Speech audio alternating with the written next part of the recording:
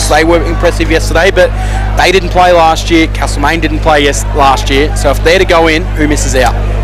Well, that's the big question at this stage, Cam. Who does miss out? South Bendigo have improved, Strath have improved, Eaglehawk have improved.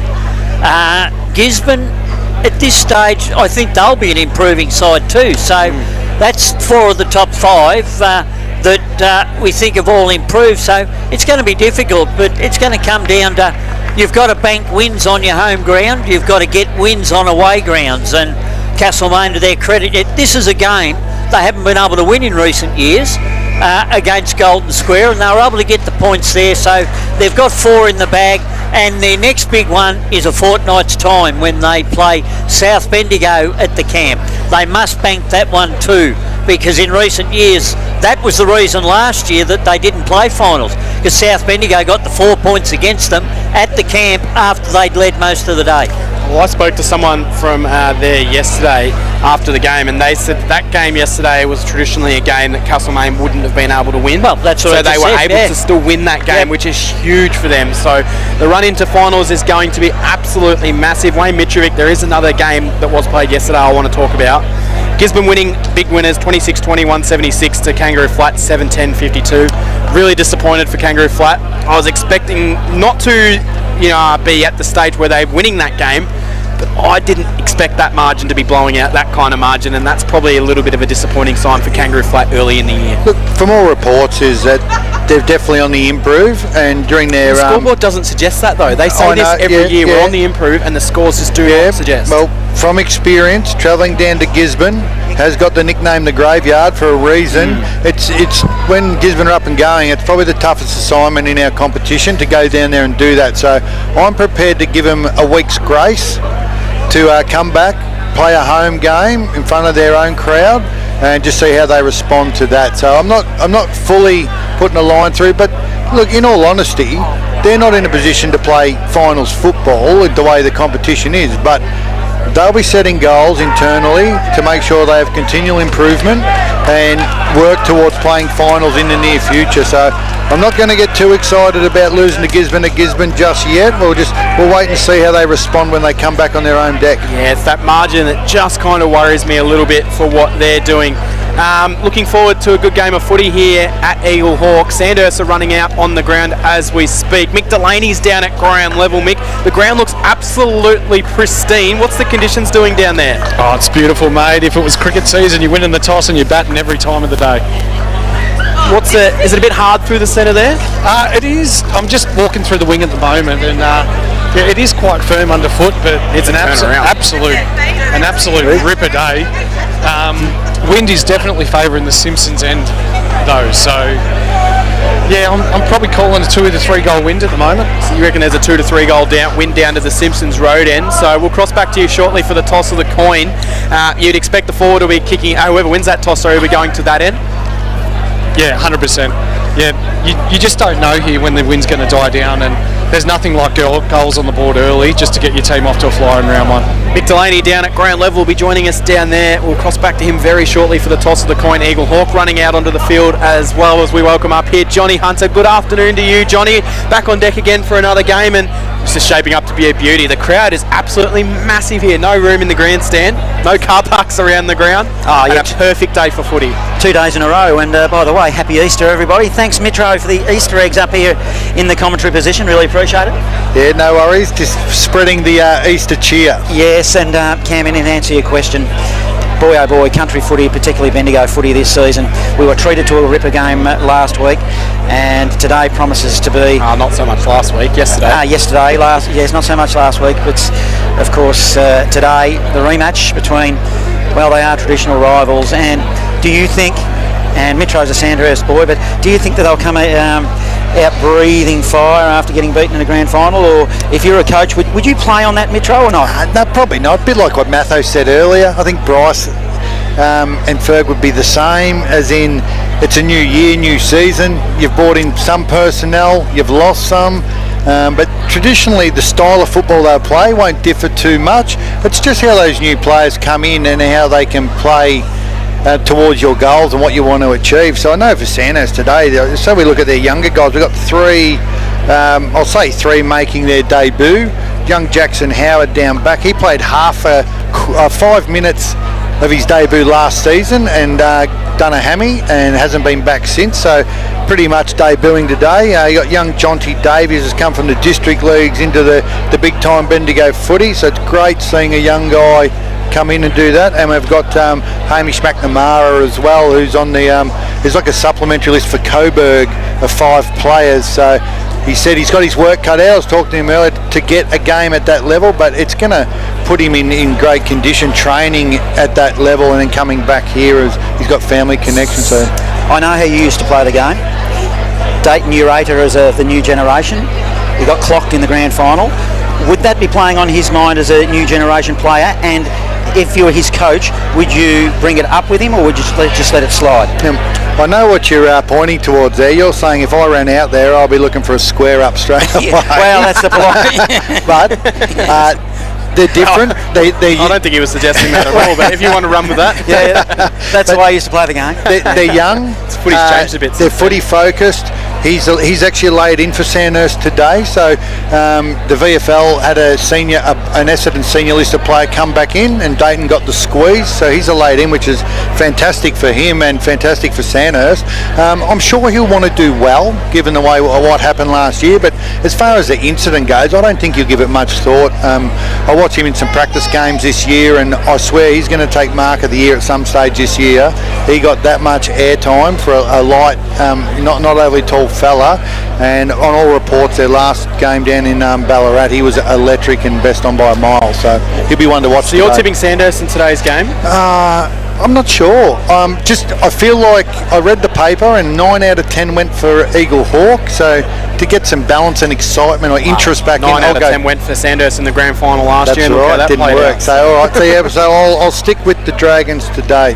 I'm actually going to go the other way. I think Eaglehawk win. And I've just got the feeling that Eaglehawk might win this game relatively comfortably. 5 or 6 goal margin. Just feeling Eaglehawk just going to get on top. I worry about Sandhurst of how they're going to replace Tarju. And I just feel like the bigger bodies of Eaglehawk can make a statement. And if they get a first 3 or 4 goals of this game, I think Eaglehawk will run away with it. So the first 6 or 7 minutes will really tell me where I think this game's going to go. And if it's all Eaglehawk in those first 6 or 7 minutes, I think they win pretty comfortably. Noah Wheeler coming into the side is a big difference for Eaglehawk as well. But I think you've got to give Eaglehawk, the premiership side, the due respect that they hold the title. They're at home on their own dung hill in pretty much perfect conditions for football. So based on that, I expect a really competitive Sandhurst. But at home, I think it'll be the season opener for the Borough. Yes, looking forward to a really good game of footy here.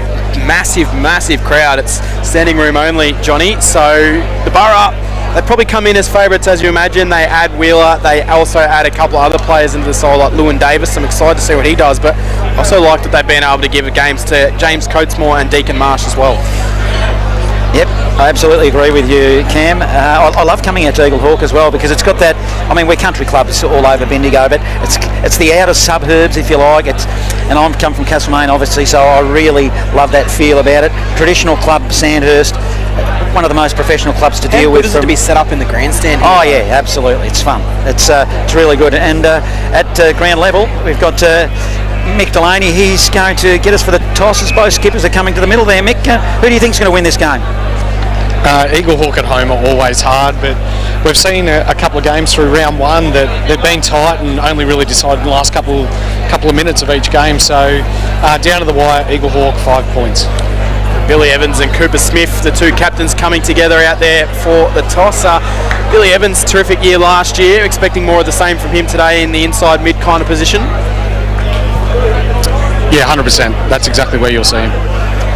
So we might let you call the toss live down there while you're at it. So run us through the toss of the coin. Umpire David Carter throwing the coin up by the looks. He's just had a practice run, it didn't spin, so we're going again. Heads is the call. It is a tail, and Eaglehawk will kick to the Simpsons end road, so they'll be kicking with the 2 to 3 goal breeze to start us off, lads. Yeah, just like yesterday when you predicted the 3 mids to go straight in the middle for Castlemaine and they started the quarter, you predicted the toss to go to the Simpsons road end, and that's exactly what happened. Absolute wizard country footy. Mick Delaney down there on ground level, bringing you all the action, and is a beautiful ground covered in sunshine. So Sandhurst for you, Metro, Eaglehawk for the rest of us. Looking forward to a really good game of footy. Who are you excited to see? What matchups are you really looking forward to, Johnny? By the way, it was Dean Goodrich that threw the toss, I reckon, Cam. So we've got the old and the new out there. We've got 3 umpires, but standing next to each other. It looks like Dean Goodrich from behind anyway. It was a 50-50 chance it was him or Carter standing next to each other. Mick didn't give us anything, so someone had to try and get it right. I couldn't get a word in, It is definitely Cam. Dean Goodrich down there. Yeah. You couldn't get a word in there, Mick. In answer to your question, I love Jack O'Shannessy. I remember in the grand final I called there was a kick in from full back at the Barnard Street end, and he absolutely flew. Wasn't paid, though. It wasn't paid, but It should have been. It should have been paid, but It's made the highlight reel. I've never seen a mark that wasn't actually paid make the highlight reel of a game before Metro. Yeah. Jeez, he got up there. Well, did, some would argue Gary Ablett Senior didn't mark that ball either back in the day, but it's a very similar one. He had more of it than he did. And I know you'll love these players for Eaglehawk, the Thompson boys. Sam Thompson, he's one of my favourite.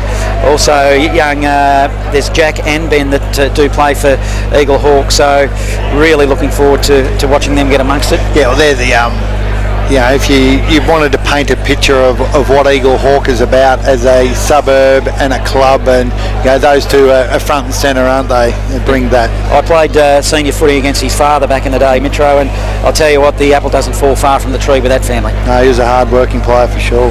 Just heading down to ground level, Mick Delaney, is it the unveiling of the flag? Is that what's happening down here? The umpires are lined up in the middle?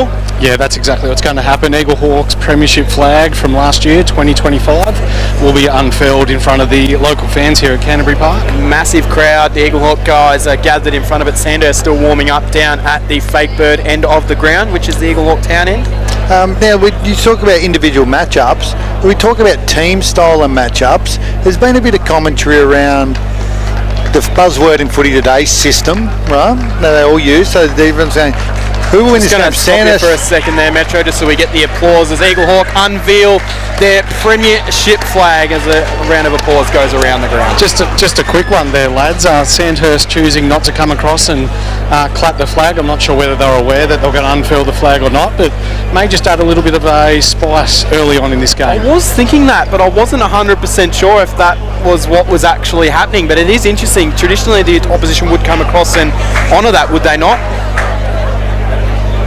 Usually they would, yes, Cam. So I'm not sure whether they knew or not, but yeah, it's sure to add fuel to the fire early on anyway. Looking forward to a good game of footy. Sorry, Metro. Yeah, just like system versus talent. So we look at the way the Sandhurst set up behind the ball, very system based. They all know their role extremely well. Eaglehawk recruited superstars in and are super talented.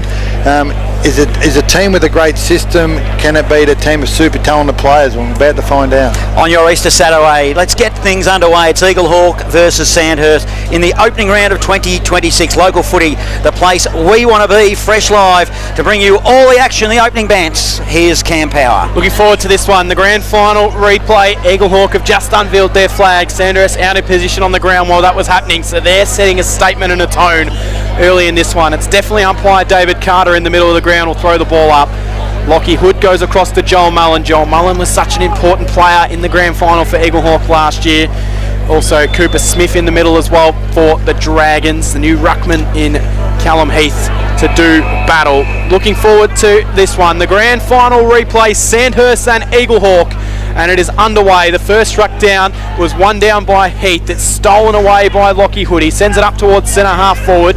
Bouncing footy there. It's going to be Oscar White getting involved early for Eaglehawk, and he has given away a free kick. So Matt Wilkinson will stand up with the footy. We'll look for the first option inside forward 50. He sends it in the Maxted direction. Gets a good look at it. No mark. Spills to the back of the pack. Eaglehawk can recover. Hanley with a short pass to Langford. Langford swings it out wide where he finds Oscar White. White will come to Davis. Davis takes a chest mark.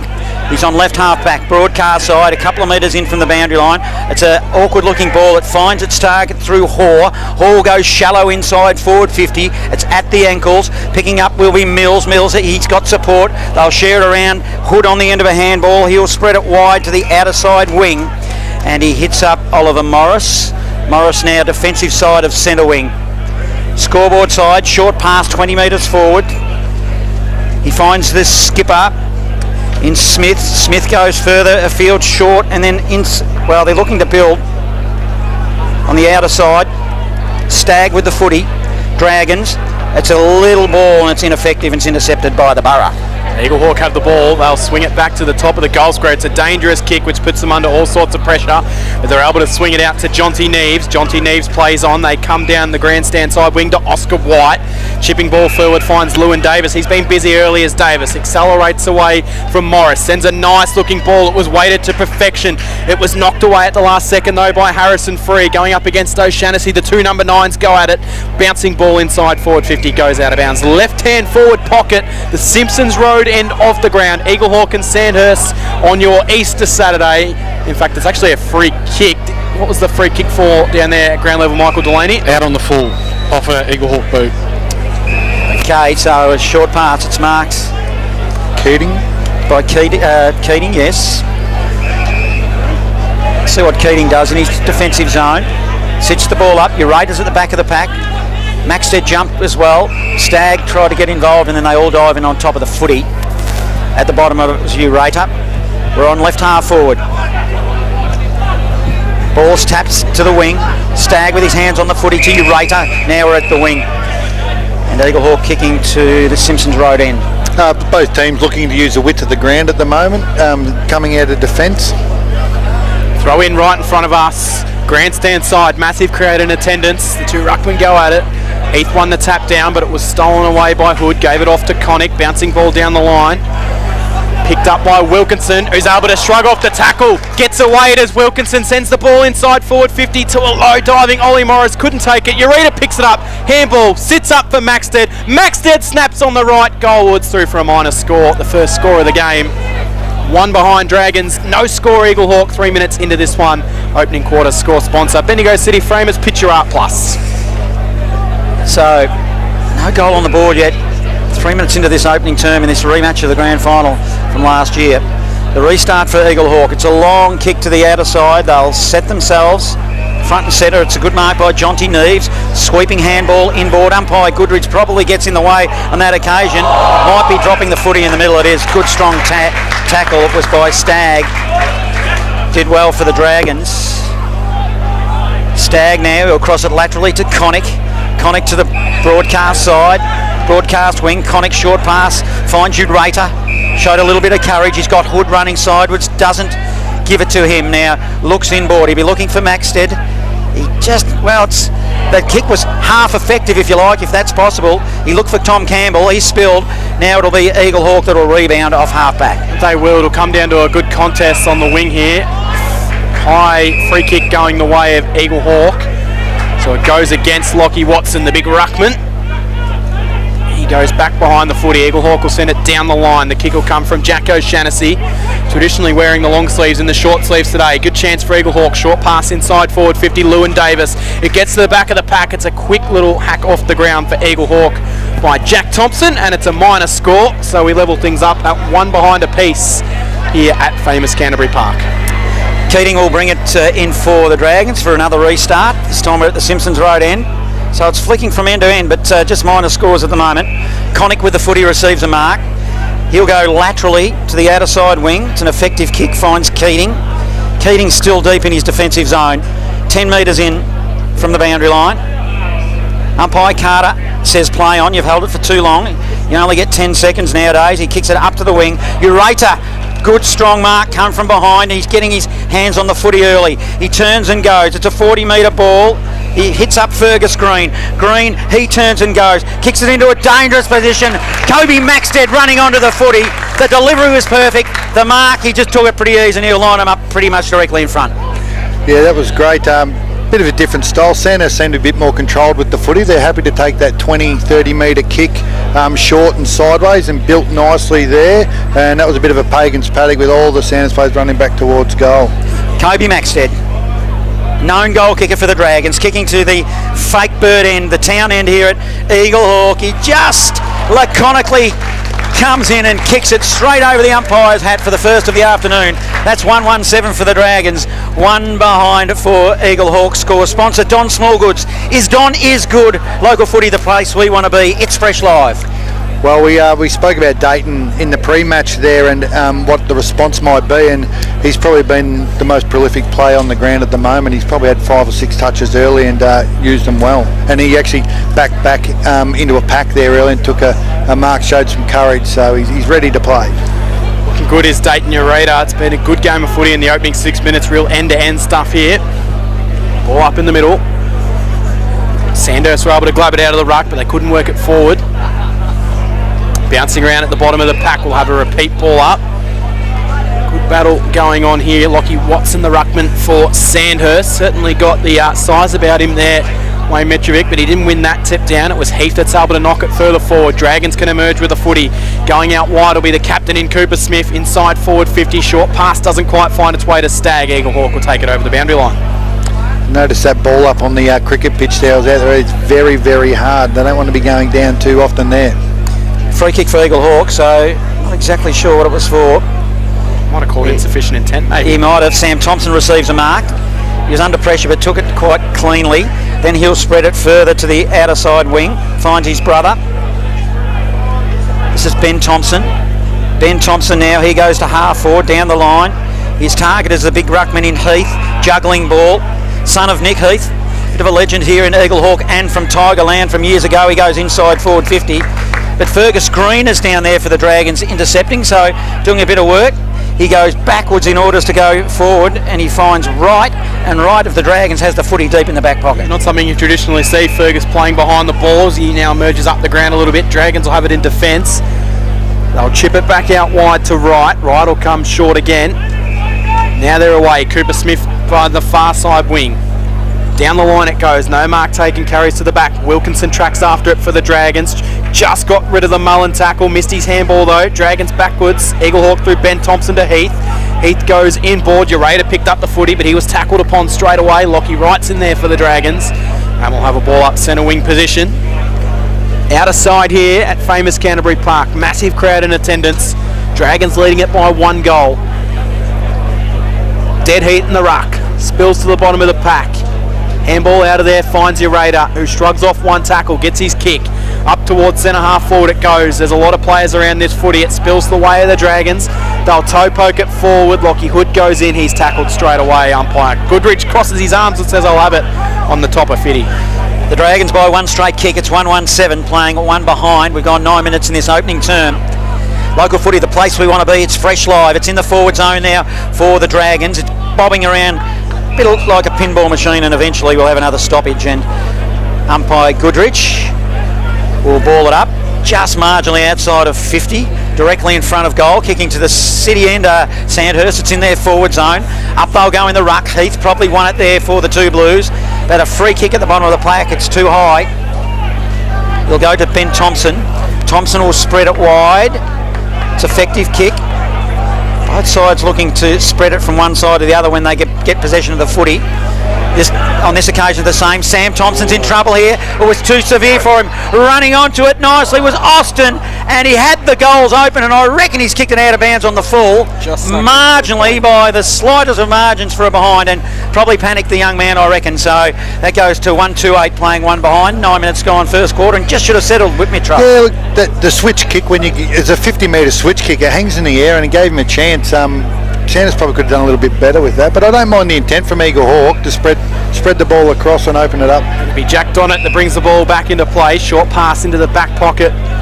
Finds Eaglehawk's Langford. Langford comes down the line and it carries the back of its intended target, which was Neve. So the Dragons will take the intercept mark. It's through Harrison Free.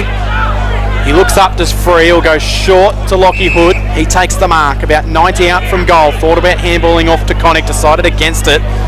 Eaglehawks seem to be set up very well behind the ball. He'll go into a 1-on-1 contest. Maxted and Neves, they always seem to do battle, those two, and it's always a terrific battle, and it's knocked out of bounds for a boundary throw in. Mick Delaney down at ground level. The breeze looks like it's playing a little bit of a factor, especially on that last kick. Yeah, it's a little bit swirly down here, lads. Just seeing some of those transition kicks out of defence, just holding up a little bit. On your Easter Saturday here at famous Canterbury Park, in the forward zone for Sandhurst, but Eaglehawk, well, they might get a free kick here. In fact, incorrect disposal. It was a throw. Lockie Hood gets a free kick. 70 out from goal. He's got one on in the pocket. He honours it. Looks like Wilkinson with the footy. It is Matty Wilkinson now. Hard up against the boundary line. He'll go inboard. That was effective to Connick. Connick takes a mark on a 45-degree angle. Might have the leg. Mitro's a bit of an awkward style with his kicking though. Yeah, 50-50. This one, I reckon. All right, let's give him an Easter present. He'll kick at 55. The man on the mark stands at 48.5 metres. Connick. Oh, it might drift. It's going to be close. It goes right to the line off hands.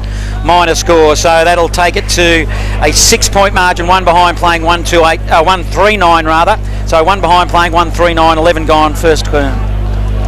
Yeah, that kick really did show what the breeze is doing down there. It started left and just swung back across. Eaglehawk have got the ball kicking in duties. Looks like Ty Evans. He'll play on. He'll send it down. That's going to carry out of bounds on the full. That's gone well over his head. And out of bounds on the full. Dragons will bring it back into play. Tom Campbell, 80 from goal. Short pass Campbell. Wilkinson comes out and takes the mark about 5 metres further out than where he was before. Maxted goes down at the top of the goal square. Umpire says play on. Doesn't like his chances here, does Matt Wilkinson, but he's going to go back and take the shot. With the breeze down there, Mick Delaney, do you give him a chance? Nah, he'll be setting this one up. This will be a tough kick from here. He does exactly what you just said. He sends it to the top of the goal square, and it's an intercept mark for Eaglehawks. Cal Heath. He's been busy early in this one, and they'll look to bring it out. They trail this game by 8 points with 12 minutes gone in the opening quarter. Well, we can't get this wrong. We've got 2 ex-coaches in the box at the moment. We've got Mitro in the box, and we've also got Mick at ground level. He called that one beautifully. As the ball is spread to the outer side, Eaglehawk have got possession of the footy. It's a mark, outer side wing. Play on is the call. A long kick inside forward 50. Sam O'Shaughnessy is the target. 1-on-1, did well against Lockie Wright. Takes a mark, and this is their first shot at goal. And pretty good goal kicker. Let's see if he can put this one through, Mitro. Yeah, McNamara, I believe the defender was. He sort of zoned off a little bit, gave him the space out wide, which O'Shaughnessy was happy to take. Sam O'Shaughnessy, we've seen a bit of him over the years. Probably not so much last year, Cam, but said he only played 1 game last year. Yeah, a lot of injury. Let's see what he can do with this footy. Pretty tight, tighter than a 45-degree angle. Distance won't be a problem. 30 metres out. Blazing sunshine here at famous Canterbury Park. What do I know? He slammed it through to make it 117 to 139. It's the Dragons by 2 points midway through this opening term. Score sponsor Bendigo City Framers. Local footy, the place we want to be. It's fresh live. Yeah, Eaglehawk haven't gone in there 50 that often, but when they have, there's one intercept mark against them, but the other couple of times look very dangerous and look like they're going to score. So if they can get some delivery in there into a bit of space, I think they're a chance to put a few goals on here. I said pre-game the first 6 or 7 minutes would really set the tone for this one, and if that's the case, after 14 minutes we're going to have an absolute cracking game of footy. It's taken straight out of the middle here for Wheeler. Wheeler was taken strongly in the tackle, and he looked like he was away to the races, but the experienced James Coughlin got him, and he's done holding the ball. That's a good start for Coughlin. Coughlin chips back into the middle where he finds Connick. Connick shrugs off the tackle of Evans. Wheels the kick up towards centre half forward. Ollie Morris will pick it up at ground level. Was clean. Handball backwards to Hood. Hood gives it off. Inside forward 50 they go. It's Coughlin again. One-on-one contest. Maxted kept his feet, and then he was able to get it towards the boundary line where Ureta will do the tackling, and eventually it'll go over for a boundary throw in. Super positive though for Eaglehawk. New ruckman, new midfielder. That was textbook ruck work in the middle there. So we'll get a boundary throw in. Left-hand forward pocket right under the fake bird tree here at famous Canterbury Park. I ask that story every time I come here about why There's they one call there. it the way there. I've never ever seen it, but here we go. Back in, throw in.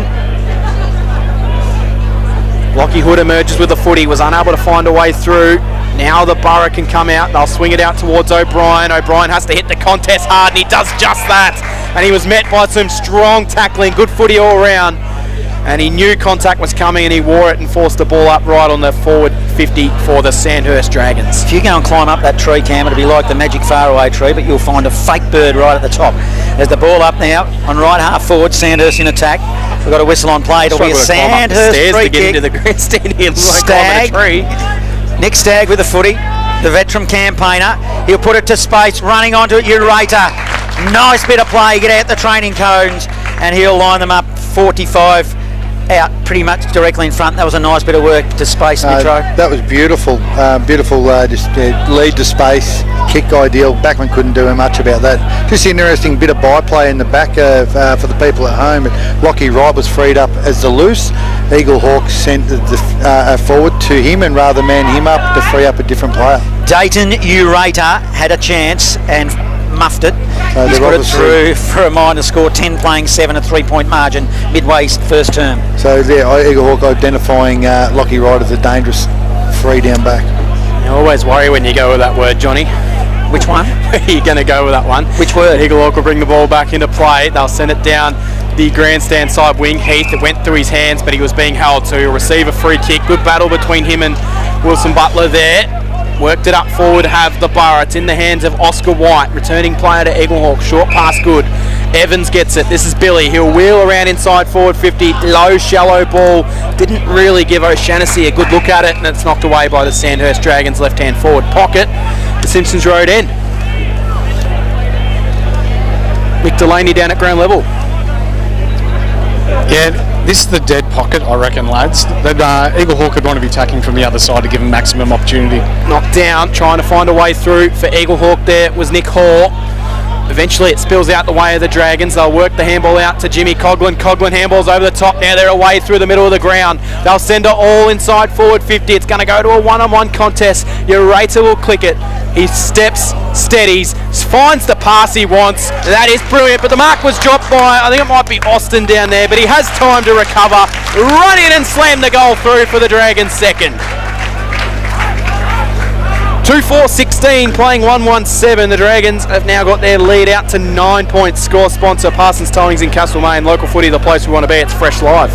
Yeah, that started deep in the back line actually for Sandhurst, and the old forward handball, run and gun, and just created some space forward the ball. Actually, Dayton probably would have been his right to have a shot then, but did the team thing and identified the loose player who was involved in the previous play, worked hard to keep running forward.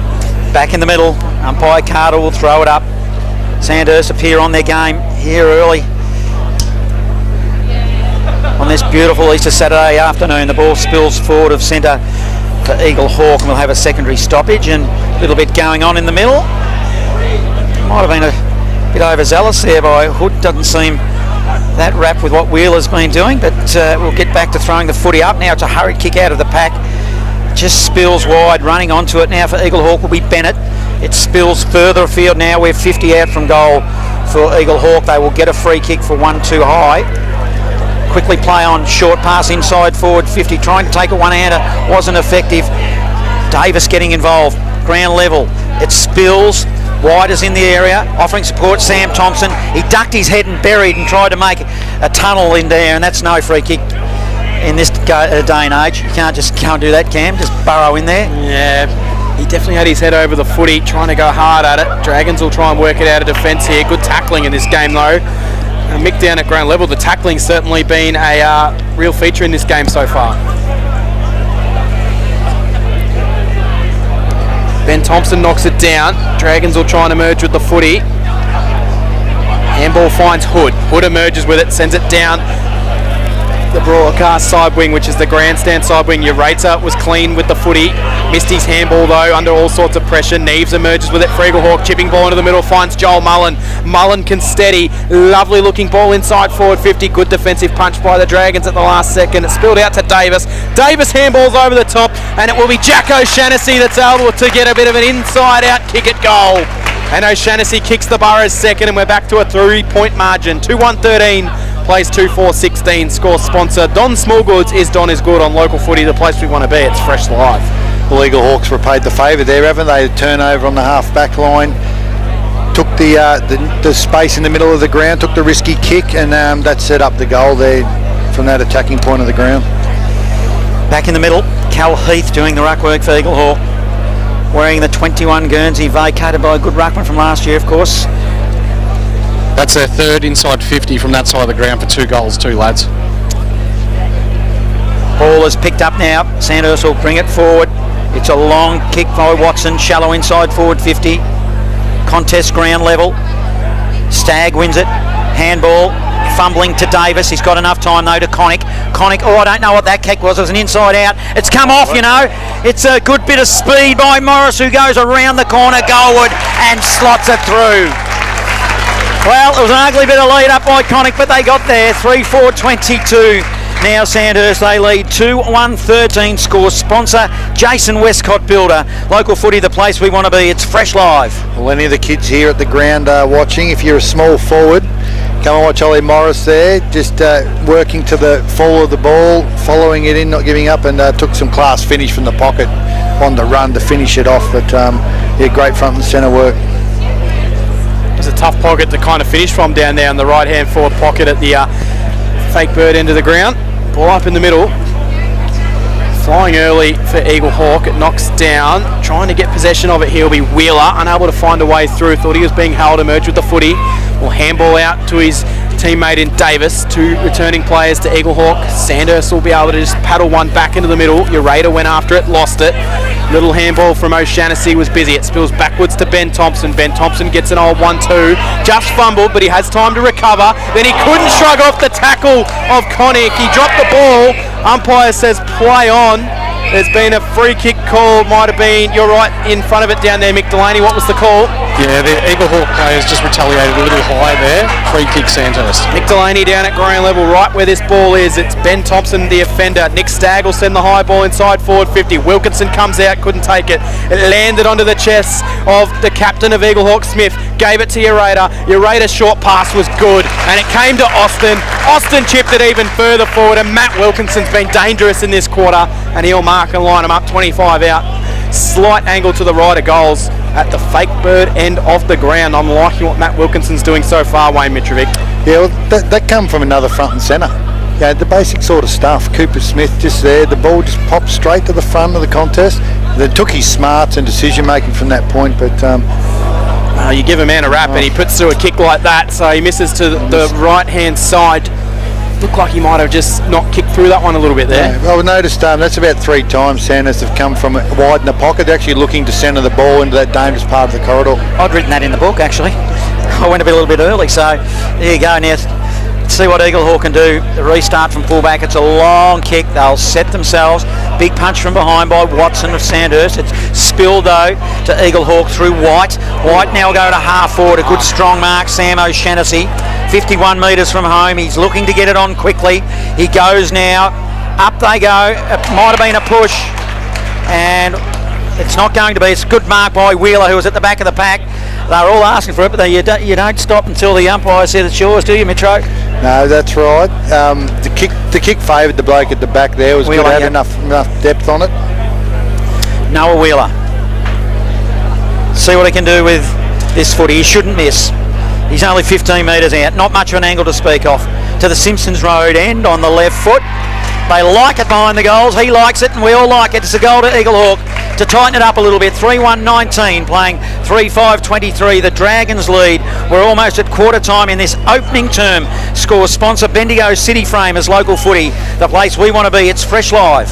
Well, that was a great play by Eaglehawk there. We've had Sandhurst miss a goal they should have got at the other end. Relatively straightforward. And they were able to turn that around and take the ball from coast to coast and get one themselves. Can I go back to Matt Wilkinson playing cricket 2 weeks ago? He wouldn't have played in any of the practice matches for Sandhurst then, so could he be a little bit rusty? Obviously, a deep run Strathdale Meridian's premiership player. Yeah, definitely, 100%. Might definitely play an impact early on in games. Ureta wins it out of the middle, handball off to Connick. Connick just sends a high ball that goes 20 metres forward, and mark's been paid. Tommy Bennett going back with the flight of the ball takes the mark. Handball's off to the run of Eaglehawk. They'll come out of defence there. It's now sent forward. Might be Jack Donnet, I think, to kick that ball forward for Eaglehawk. It's in the hands of O'Shannessy. He'll wheel onto his left, send it into the hot spot, needs a fly, and he gets one, but it was Sandhurst Connick that couldn't quite take the mark. Spills out, little clearing kick out of there, worked out.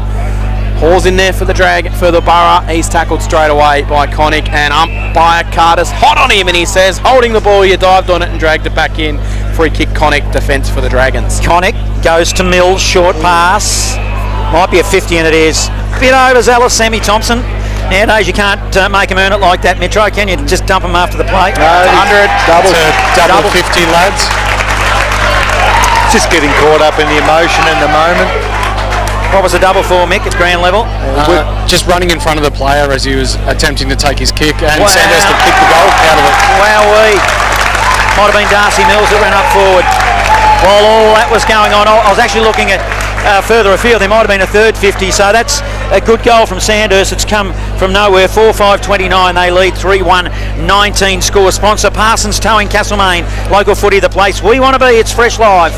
Now that brings back some memories of the ground. That sort of stuff builds crowd anticipation, feeling of the players, and it generally lifts their game another notch. So looking forward to this centre bounce. Mills though, he knew that Sam Thompson wasn't getting out of the way, so he was just able to keep bumping him along, and Sam Thompson has to clear out of the way, and he didn't do so. So probably definitely deserved a 50-metre penalty there, which turned into 100. Back in the middle we go. Ben Thompson in there for Eaglehawk. He sends a little tunnel ball out wide. The ruckman Heath picks it up and sends it up towards centre half forward. Thrown off the ball was Evans. No free kick, bouncing ball to be Keating first there for the Dragons, but he lost it. Picked up by Oscar White. White's just well, I'm not sure what really that was in the end. It was a skew whipped ball off the side of the boot. We'll have a ball up just inside forward 50. Eaglehawk in attack. They trail this game by 10 points as we approach quarter time. Dragons trying to emerge out at the back of the stoppage. Free kick, Eaglehawk held without the footy. Jack Donnett. 60 out from goal. Just going to slow things up here.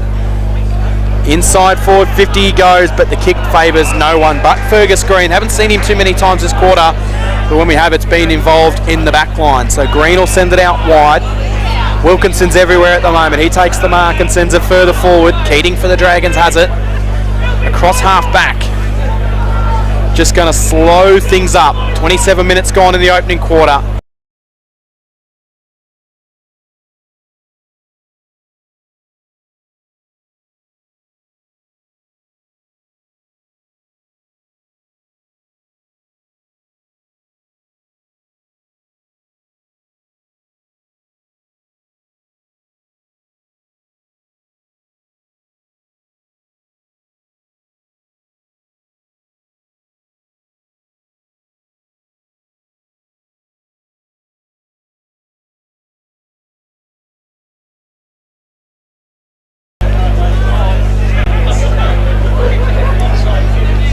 To Sandhurst and 11 to Eaglehawk. The intercept marks the big one. Sandhurst have had 7 intercept marks, 3 of them in the back line.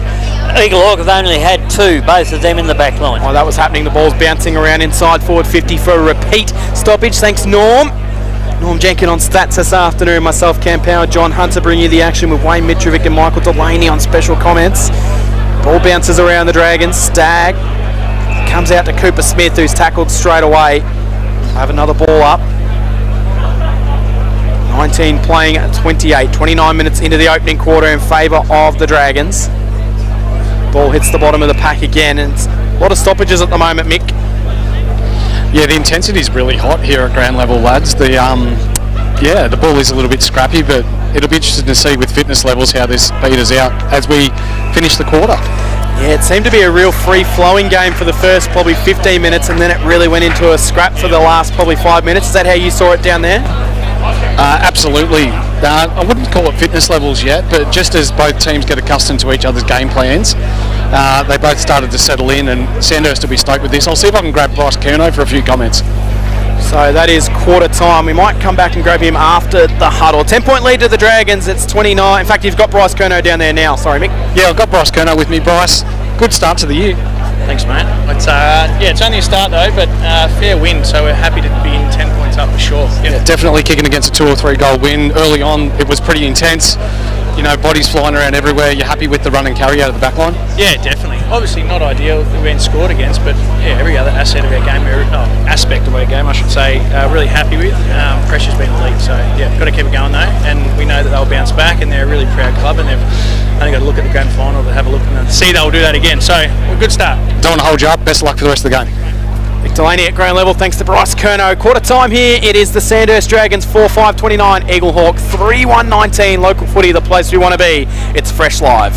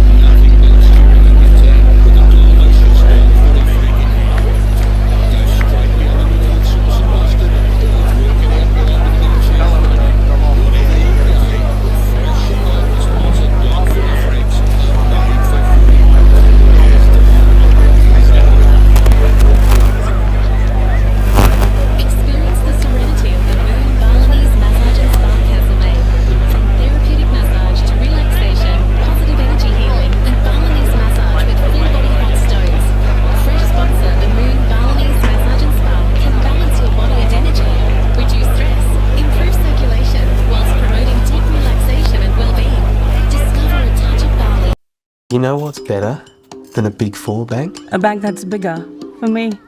Bigger for making my money work harder. And helping my business make it. Bigger for helping us to buy a home. Bigger for the community I care about. My bank is bigger for what matters most. As one of Australia's most trusted banks, millions of Aussies know that Bendigo Bank is bigger for them. And we're bigger for you. Bendigo Bank, the better big bank.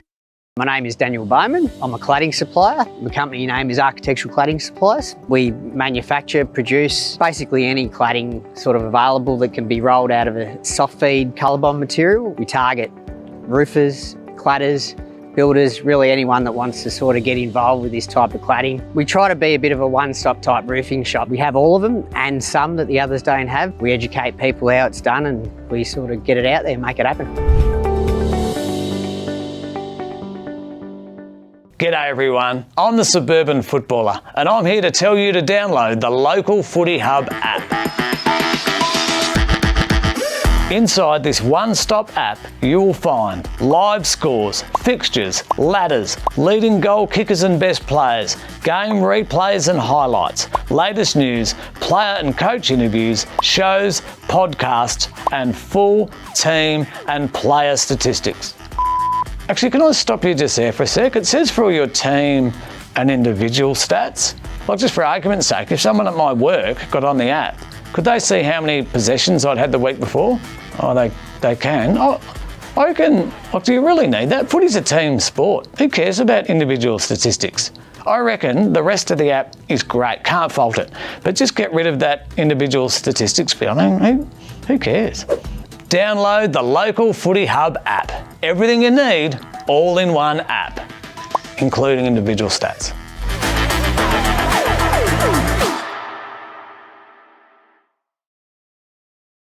Are you looking to promote your business? This could be a great way to reach the local footy community.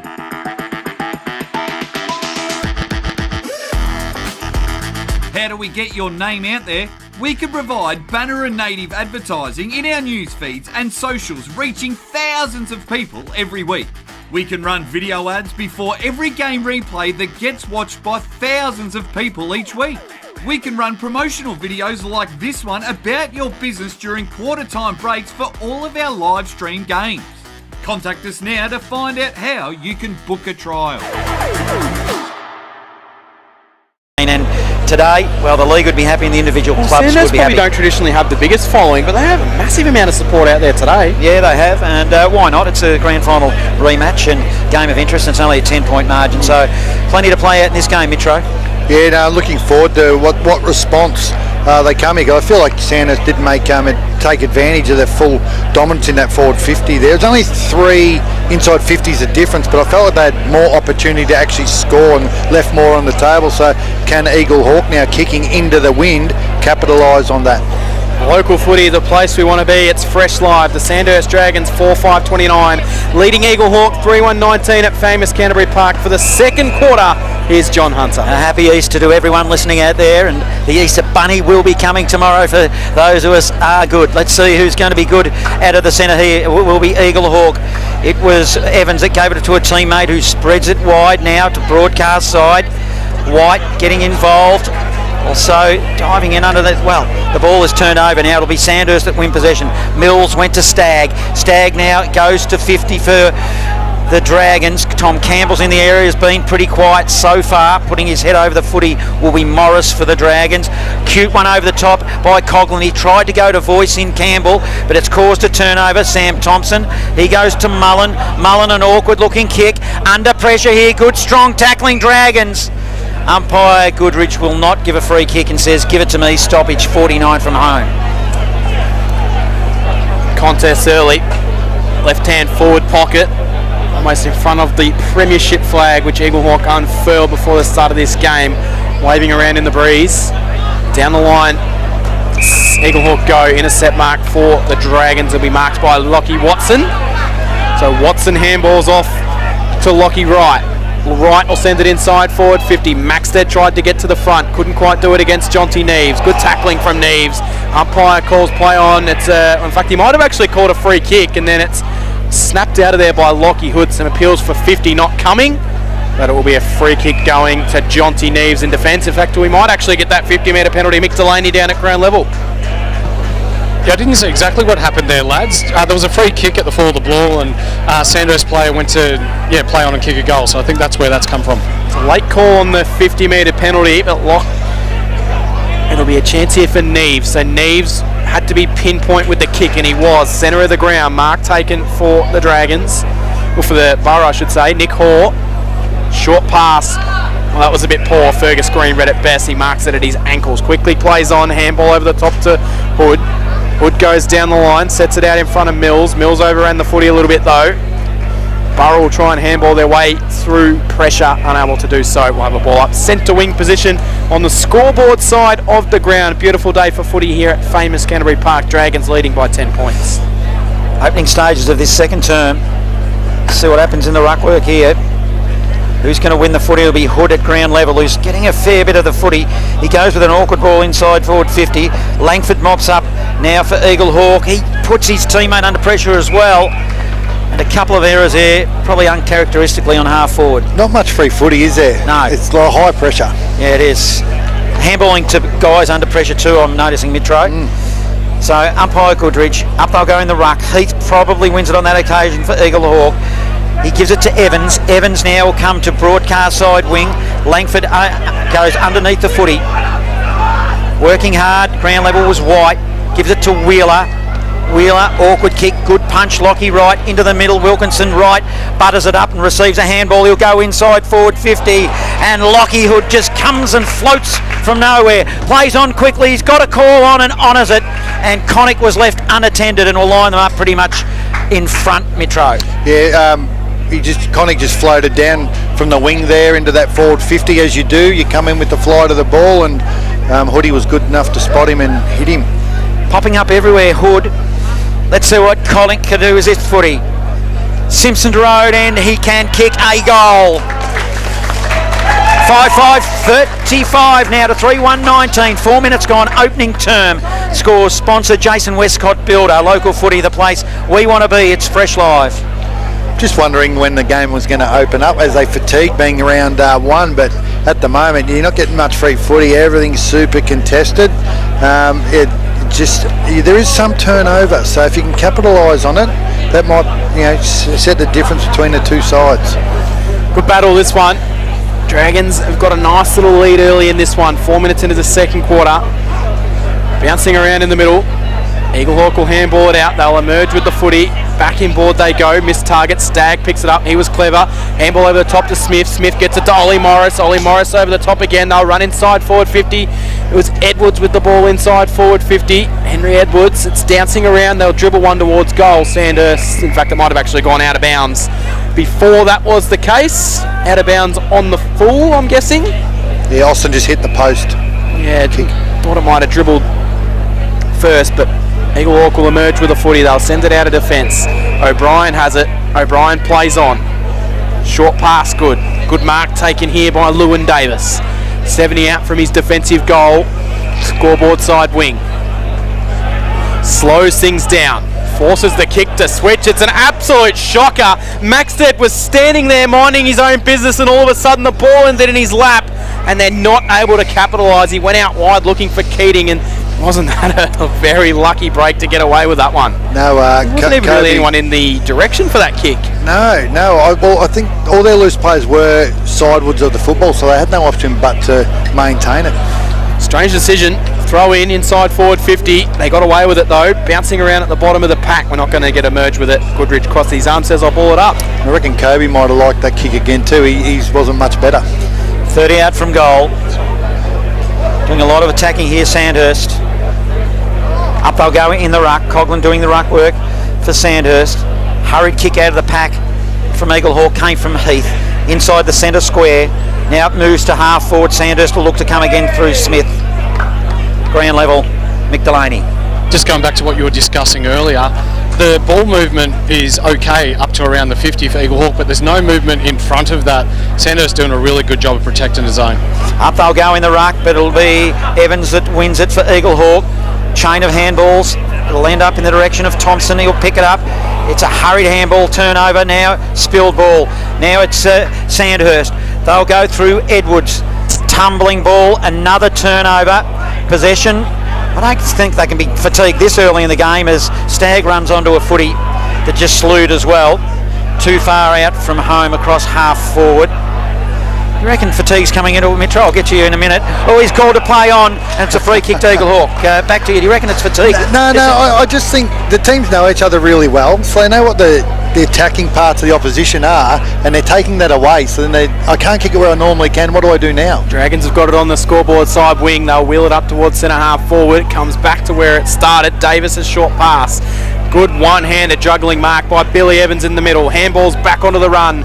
Davis keeps working, sends it inside forward 50, missed its target. Dragons emerge out defence. They'll short pass it up where Keating will mark. Keating's got an option further forward down the ground. That's what he hits. Maxted, 80 from home. There's a bit on behind the ball. Maxted's kick wheeled up to centre half forward, picked up by Lockie Hood. Hood goes backwards, bouncing around. Dragons, well, the Borough are going to emerge with it, but there's no one forward of the footy because they're all scrapping for it at centre half forward, so they're forced to go backwards. Ben Thompson gets it. Handball over the top. Now they can just try and send it forward. It's a short pass which comes from Sam Thompson. Eventually they all get up, and that was a strange bit of play. They emerged with the footy and they were all scrapping forward at centre half forward. Wayne Mitrovic, I don't think I've ever seen that. That was very Eaglehawk. They were wanting to go fast, but there was no one there. Well, Wheeler was actually out in the wing by himself, and they just didn't look sideways. Fergus Green inboard finds its teammate there. Coughlin swings it further wide. Looking to go inside forward 50 other Dragons. They'll try and honour a lead, and it's a good looking pass, and Shepherd. It's a block against Jonty Neves. It's going to get paid to Kobe Maxted. He kicked the first of the game, and he can line up to kick the 9th of the game and increase it out to a game high lead. 35 playing 19. This will make it a handy little lead if he can slot this. Little stiff there. I don't mind that tactic to put a bit of body contact on before the ball comes in. Maybe just a little bit early before the ball got there. Probably can't do it if you're not going to touch the footy yourself though, unfortunately. Yeah. Umpire's probably always going to pay it if you're not really going for the ball and you're impeding a forward, I think, Metro. Maxted comes in to the Simpsons Road end and he slots the goal. First multiple goal scorer of the day. He's got 2. And the Dragons increase their lead. 6-5-41, Eaglehawk 3-1-19. 19 minutes gone, second quarter. Score sponsor Jason Westcott build a live local footy. The place we want to be, it's Fresh Live. And another goal, but they had to work for every bit of that, so the contest is staying super strong. There's plenty of turnover happening there, so you just got to be on your game, ready to keep competing contest after contest. Back in the middle. Bit of pressure on Eaglehawk now to respond. 22-point margin. Perfect conditions here at famous Canterbury Park. The wind has died away. Up they'll go in the ruck. They'll win it out of the middle again through Wilkinson. Sandhurst did well. Flying at the back of the pack was Jonty Neves. Need to be careful here, Eaglehawk. Nice bit of work for Davis. Curls around and then gives it to a teammate who'll go forward. That kicks it straight to the opposition turnover to Neves. And Neves takes a mark pretty much at the top of his defensive goal square. Now he'll look to go scoreboard side. Up they'll go in the ruck. Big punch from behind was good by Watson. They'll win it again. Here comes Sandhurst. A flying shot at goal again that'll go to the line off hands. And we'll have a minor score. 42 playing 19, 10 minutes gone second term. Might have come from young Henry Edwards there, I think, that shot. He's getting involved a little bit in this quarter, Wayne Mitrovic. Yeah, no, he's been good. He started on the bench and now he's come into the game. He's sort of playing behind the football a little bit. I don't really know too much about Henry Edwards. We'll get you to touch on him shortly as Eaglehawk bring the ball out of defence and they miss their kick, so it goes out of bounds. Talented junior, probably undersized, but works hard on his craft, trains really hard, taking a couple of years to get opportunity. He's sort of starting to take it now. Plenty of youngsters coming through the junior ranks at Sandhurst running around out there today, which is something they pride themselves on as we're paddling here because we're going to have a repeat throw-in.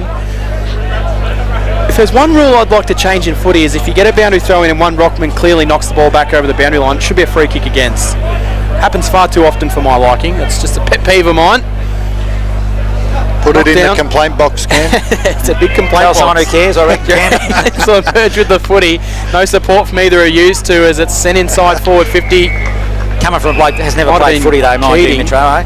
Me? He's played a couple. He's played a Denali little bit. fifths or something, wasn't it? Amos. Yeah. Midiamo sevenths or something Kicked like one of that. the better goals you'll ever see out at Denali in a Right in the reserves backyard. game against the Maryborough Rovers. Local supporter that was there told me it was the loudest roar she's ever heard at a Denali game. As we're paddling here, as the ball's still towards the boundary line, Eureka is going to get pinned for dropping the footy. Free kick, Sam Thompson in defence for Eaglehawk. He'll hit the top of the defensive goal square where Jonty Neves has possession. Plays on quickly. Short pass. That's effective. They're working it nicely here, Eaglehawk, although under a bit of pressure. And just as you say it, it's a fumble now. It's at ground level.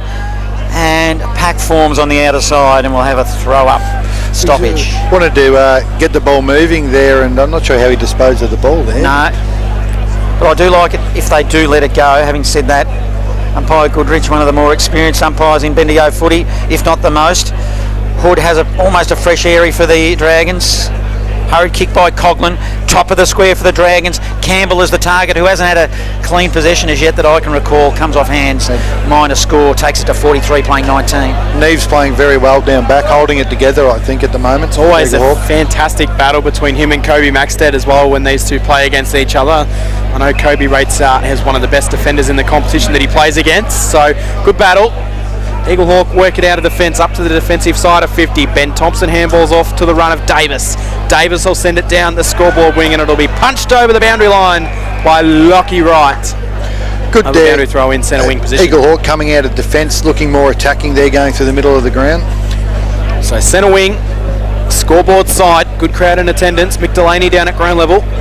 Coach Matheson throwing the magnets around on the board, just trying to figure out a way that Eaglehawk can get the ball forward to centre. They're really struggling with their exits outside of D50 at the moment. Back in the ball is thrown up again after we had a stoppage from the throw in. It's hacked out of mid-air by the ruckman for Eaglehawk. They try and send it forward. Jack Thompson picked up by Eaglehawk. Emerging with the footy here will be a chance for young Marsh. He'll send it inside forward 50 to a one-on-one contest. Evans thought he might have been being held. It spills out for Eaglehawk, spilling the kick towards Hall. Couldn't get it. Dragons can emerge with the footy. Wright's handball out of defence. It's picked off by O'Brien. Thought about kicking. Handballs over the top, but there's just too many Sandhurst players around this footy, and eventually it'll just be cleared out of there. Straight in the middle, which come from young McNamara. No mark paid. Off hands. Eaglehawk across defence, the hand backwards to Neves, who was met by Ureta with a strong tackle. And we'll have a ball up. Good contest, this one. And he knew that he was going to get hit there, Jonty Neves, but he still picked it cleanly. Good pressure from both sides. Left half forward, Dragons in attack. Up they'll go in the ruck. Ureta will run on the footy from the throw up. Goes inboard, handball. Smith, hands. Stagg, Smith receives it back. Series of handballs are going 1, 2, 3, 4. Now it's Morris. He'll try to go round the corner, but straightens into the middle. It was an aggressive kick and hits up his teammate that's probably 48 from goal. It's Jonty Davis, and a good chance to hit the scoreboard. Just had a couple more plays there. The Dragons willing to stay in that contest. Always gave them that one extra play you need to get out when you get under pressure. Yeah, it was a chain, a really good, neat chain of handballs that ended up with Davis. Davis now debuting. His debut game. Let's see if he can get one on the board. It's long, it's high, and he kicks it, and they come to him, as you do when a first gamer kicks the goal. The Dragons go to 7-7-49 to 3-1-19 midway through this second term score. Sponsor Don Smallgoods. Don is good. Local footy, the place we want to be. It's fresh live. Yeah, just some capitalising on some forward half dominance there, going through. How good is it saying, it used to happen 10, 15 years ago, all the district kids would come in and chance their arm, and you just don't see it as much now. So it's great to see a young fella come in, go through the Pioneers program and playing Bendigo football. Correct me if I'm wrong, but Eaglehawk haven't kicked a goal this quarter, have they not? They were 3-1-19 a quarter time, I think. Correct. Haven't had much of a look at it inside forward 50. Sandhurst using the breeze to their advantage in this quarter. Edwards will send it inside forward 50. No mark, spills to the front of the pack. They're under all sorts of pressure. Maxted handballs it towards the top of the goal square, and they're happy to see it through for a minor score there. Charlie Langford. But it is all Sandhurst in this quarter. Kick in was poor. Nick, we'll get to you about the wind. Is that having an influence down there just shortly with the score or lack of scoring for Eaglehawk? We'll go to you now. It is to a degree. you've got to give credit to Sandhurst's ability to get behind the ball and just shut down any sort of run and carry that Eaglehawk can get out of their D50. Keating just set his teammate up, and there's a player down. Can't see who it is, but coming over the top, it was Wheeler who really made him pay for it. Got one in the kidneys, I reckon. Yeah, he's in trouble. Player at ground level. There's another one down as well for Sandhurst who's in trouble. So Keating and Thompson going there's at it. There's two of them. A little bit of feeling, but at the end result is Hood's got a free kick on the paint mark of 50 on a 45-degree angle. So there's a bit going on there at ground level, Mick. Yeah, just been given the thumbs up. Looks to be okay. Potentially just winded. Cooper Smith, the player that was down for Sandhurst. All right. Lockie Hood's taking a breather. He's on his haunches. He's got the footy. Then he's told to play on. It's a horrible kick as well. He looked for Wilkinson. He put it at his ankles. Urator's there and offers support. Now he's got space. Clever to Stagg, but good strong mark by Langford, who came over the top. And they all look hurt. Stagg looks hurt as well. Langford gets up very gingerly, hands it off. And it's a horrible kick. And the Eaglehawk 2 Blues. Who was that, Cam? Ty Evans. Ty Evans gives up a free kick, so it will be a free that goes to Free, funnily enough. Plays on, runs to 50. He'll send it home, but it is skinny, and it goes through for a minor score, which takes it to 51 playing 19. Eaglehawk trail almost 18 minutes second term. You mentioned fatigue earlier on. I think it might be starting to kick in. We still have 10 minutes of this quarter to go, so we're going to see some blokes being challenged. I talked him into it as soon as I said it, Trey. The physicality has been on display in this game, and it's going to be interesting to see who can run it out. Ball held up in the breeze from Donnet. He's kick in, but it was able to find its way to Noah Wheeler. I'll tell you what hurts, getting crunched, that takes it out of you as well. Wheeler releases the kick into the middle for Evans. Can this be Eaglehawks build up? Evans slows things down. Short pass right into the middle, had to be perfect as Lockie Hood came in from the side and knocked it to ground, and we'll have a ball up. And they're just trying to pile off a few too many of these kicks at the moment, Eaglehawk, not wanting to play long and direct. Going long's not working, so I don't mind trying something.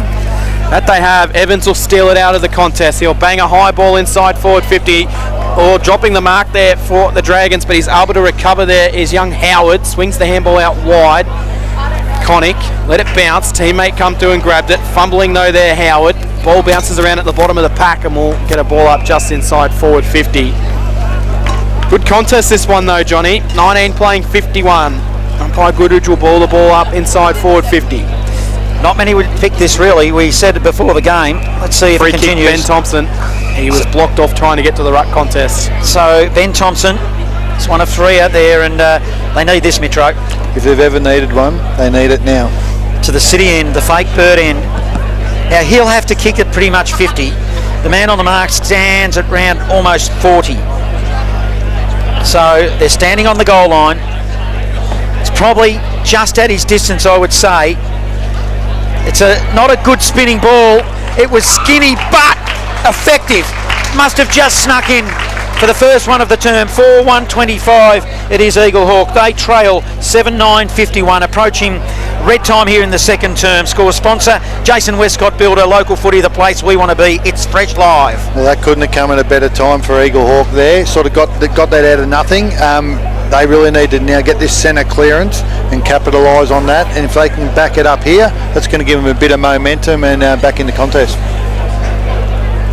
What I have noticed in the ruck though, Big Heath, he stopped jumping, and it's given Watson an opportunity to get first hand on the ball. Hasn't been as influential this quarter as he was in the first quarter. He gets the tap down that time. Wheeler couldn't get through to ball. Tackling came from Wilkinson and Smith. It spills out. Urator picks up the footy. He steps one way then the other. Sends it inside forward 50. No mark. Knocked off hands. Taken away by Hanley for the Borough. Couldn't quite take it cleanly. Dragons relentless in their pursuit of the footy. They'll swing it backwards to Connick. Connick then goes out wide, and it's out of bounds for a boundary throw right in front of our broadcast position. You're right there, Metro. The Eaglehawk ruckman is trying to use his body a lot more at the contest. Got to throw in right in front of us, broadcast position. 60 out from goal, knocked down. Oh, it looked like almost like Wheeler and teammate there both decided on it that they weren't sure who was actually going to grab the footy, and they both kind of pulled out at the last second there. Repeat ball up. Got away with that one.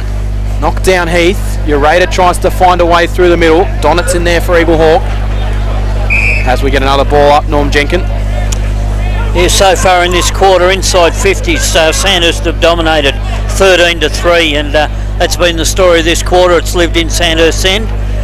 There's been 2 to 3 clearances. Sandhurst Eaglehawks way out of the centre. Eaglehawk will get the ball into the middle. It's Ben Thompson who handballs off to Evans, and now they're away through the middle. Running through will be Oscar White. Could have given the handball to Evans, decided to go longer himself. Bounces up towards the top of the 50.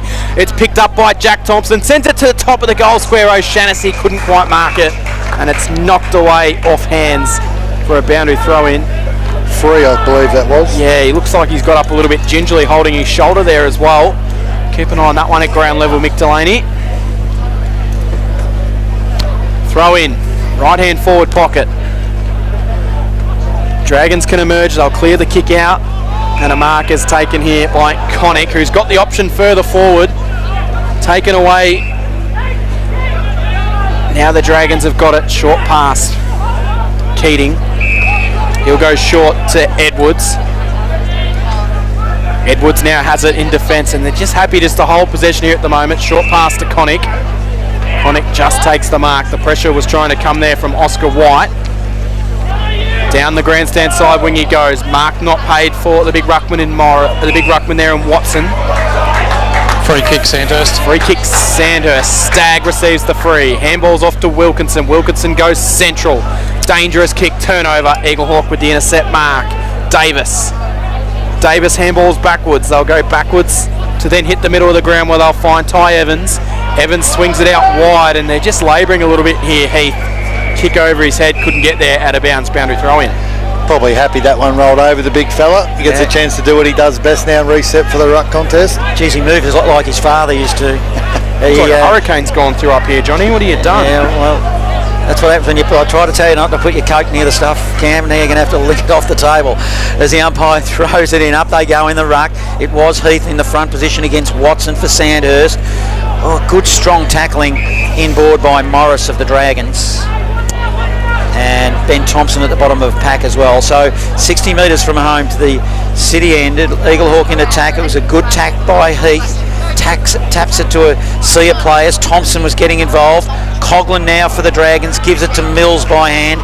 He's collared. And a bit of tough bit of play. They all had a bit of a crack in that bit. And the umpire said, give it to me. I'm sick of it. I'm going to ball it up. 51 plays 25. 24 minutes into the second quarter. Dragons in front. Knocked down. Wheeler emerges with a footy. He'll just go goalwards from the top of the 50. It's going to pull up in the top of the goal square. It might nearly carry through. And it just floated around in the breeze, and in the end it had to be killed and through for a minor score. Great crumb. Most dangerous player for Eaglehawk from stoppage, it looks like. It was Howard that was able to kill that one across the line. 26 plays 51. Free. Plays on from fullback for the Dragons. A low bullet dart was effective, found Connick. Connick of the Dragons to the wing. Will put in the pass of Fergus Green. But players meet him, but Fergus Green is in the right position. Feeds out a handball now. Looks like Campbell with the footy. He'll go to Maxted, but it bounces. Made it awkward for him. Still 35 out from goal. Jonty Neves wins it and tackled from behind. Will he be rewarded? He won't. Umpire says play on. It's now with Sandhurst. A little handball over the top. James Coughlin went with it one-handed. Couldn't drag it in. Still under pressure. Coughlin battles on. And 35 metres from home. A bit of pressure there in the forward zone for Sandhurst. Sees another ball up. Yeah, Jonty Neves with the important tackle to save the day in the last second there. Stoppage inside forward 50 for the Dragons. Maxted tried to hack it out of the ruck. Couldn't get there. Stagg emerged with the footy. Shrugged off one tackle. Then he almost couldn't get through the second tackle there. Would have been a little bit lucky to get away with that one. I thought once you get rid of one tackle, if you get held up a second time, you probably find yourself in trouble. Ball up inside forward 50 though. And they will scrap all over it. Wheeler emerges with the footy, tries to be a little bit too cute with the handball, and it will be assisted over the boundary line by Deacon Marsh. Pyle will throw it in. Forward 50, right on the paint mark. Scoreboard side. Simpsons Road end. Sunshine, bathing famous Canterbury Park here. Up they'll go in the ruck. Heath a double-hander. Under pressure here because it spills to Sandhurst with Hood. Hood a flying shot at goal, but he was hurried. Come off the instep and eventually goes over for a ball in. We've only a minute or two to go here. Burrow wants to hold off Sandhurst scoring here and maybe pinch one themselves. Pryor to throw it in. Campbell, as I said, he's been quiet. I haven't seen him get a possession. He's doing the ruck work in the forward zone now. He won't win on that occasion. Heath does. Spills in the direction of Wheeler. Can't win it. Hurried kick out of the pack from Eaglehawk, and it goes straight down the throat of Edwards of the Dragons. So Edwards has it, looking to go. He'll wheel around onto his white and he'll just send it out of bounds on the full. About 10 metres. Kick. No point kicking out there even if there's a free player. Like Delaney was saying, dead pocket, put it to the hot spot. Was Maxted leading out there. Kick just had too much on it. We'll get a kick in. Jonty Neves in defence. He'll come down the grandstand side wing. Ben Thompson the target. Wilkinson flew, couldn't take the mark, hit the ground pretty hard. Eaglehawk handball to Davis. Davis keeps the ball alive. Long looping handball which puts his teammate under all sorts of pressure. And Oscar White had the ribs exposed. And the tackle was strong. And we'll get a boundary throw in right. Well, pull up I should say. Didn't quite go over the boundary line. Lads. Yeah, Wilkinson hit the ground pretty hard, so keep an eye on that. Looks like he's holding a wrist down there, Mick. You're right in front of him. Yeah, it doesn't look great at all. I'll get back to you when I can get more for you. Yeah, definitely looks like a potential wrist injury of some sort, but he got up high. Wheeler kept his feet out the back of the stoppage. Couldn't shrug off the array to tackle. Just got up in the second attempt. Handball to Davis. And he will step over the boundary line. And we'll get a boundary throw in right in front of us. He was being corralled. Another sore Sandhurst player down there, Mick. Yeah, a bit of cramp going on here for Wheeler as well from Eaglehawk. He's just taken himself off. We'll go throw in right in front of us. Ureta hobbles towards the boundary line. That looks like it could be more of an ankle as opposed to cramp. Keep an eye on that one. I'll get more for you shortly. The busiest man in Bendigo footy at the moment with this injury report with players coming off left, right and the centre. Wheeler with the cramp. He hadn't. I don't think he's really changed off ball this whole quarter. Now Eaglehawk, let's see if they can get another one on the board as it goes forward. Jack O'Shaughnessy was the target, 60 from home. Evans trying to get involved, nice tap. Ben Thompson makes space, comes inboard. He's got a runner, he gives it to Hall. Hall go to the top of the square, mark! That's better. O'Shaughnessy, by the way of Sam, will have a shot at goal directly in front. Ground level, Mick Delaney with a injury report. Ureta grabbing at the back of his ankle. Oh, that's bad. Yeah, not great. I'll get back to his. Can't straighten the back of his leg out. Well, traditionally called an Achilles, isn't it? If that's the area you're indicating. Well, I'm hoping not, but no. I'll get back to you. All right, let's not get too alarmed. To Sam O'Shaughnessy, directly in front to the city end, kicks a goal for the Two Blues. They needed it. They edge closer. That's his second. 5-2-32 to 7-9-51. Almost half time here at famous Canterbury Park. Score sponsor Bendigo City Framers. Local footy, the place we want to be. It's Fresh Live. You see the ball's being played predominantly in Sandhurst forward half. Once again, probably not capitalising enough. You only need a couple opportunities. They've got the ball goals. Now they're only 3 goals behind on the death of half time. 19 points. How much does what happened in that last quarter of the grand final last year come into Sandhurst mindset too if Eaglehawk are within that state? Come back to you in a second as they emerge with the footy out of the middle here. Mullen tries to step one way then the other. Handball out to Sam Thompson. Releases a handball over the top. They can go down the scoreboard wing. It's Jake O'Brien's kick inside forward 50. Intercept mark for the Dragons. They'll clear it out wide. It's McNamara, the new recruit for Sandhurst this year. Sandhurst Junior. Played at Redan last year in the Ballarat League before now making the switch back to the Dragons. Inboard they come. Keating. 30 minutes gone. Keating will go backwards right to the top of the defensive 50 where he'll find Howard. Howard swings it out to Mills. Dare I say it, Johnny, that's a horseshoe. As they go down the line over the top, Free gets possession. Centre wing position, he'll load up inside forward 50. The siren beats him. Reverse horseshoe, thank you, Cameron, I call it. 5-2-32 Eaglehawk, Sandhurst 7-9-51. That is half time from famous Canterbury Park. Wayne Mitrovic, what were your quick thoughts on that first half? Yeah, great contest. The physicality is coming in. What we'll see now as the fatigue comes, because when you do your practice matches, the intensity of when you actually play your arch rivals round one. Training can't emulate what they're doing, but the physical side of it, so the continual tackling, the knocks, the bumps, that we've seen at the end of that quarter there, it's starting to take its toll. That last 5 minutes was a bit of carnage with players coming off the ground either through injury or cramp.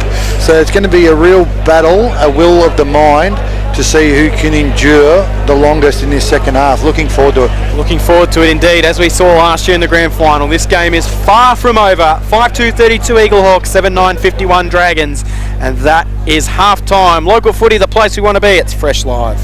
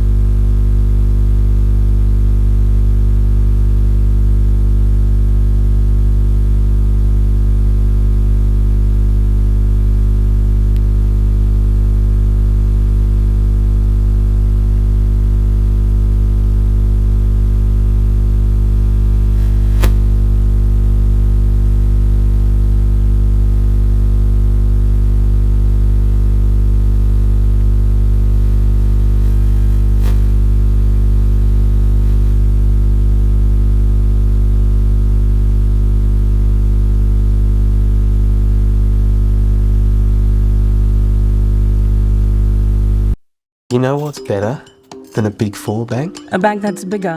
For me. Bigger for making my money work harder. And helping my business make it. Bigger for helping us to buy a home. Bigger for the community I care about. My bank is bigger for what matters most. As one of Australia's most trusted banks, millions of Aussies know that Bendigo Bank is bigger for them. And we're bigger for you. Bendigo Bank, the better big bank.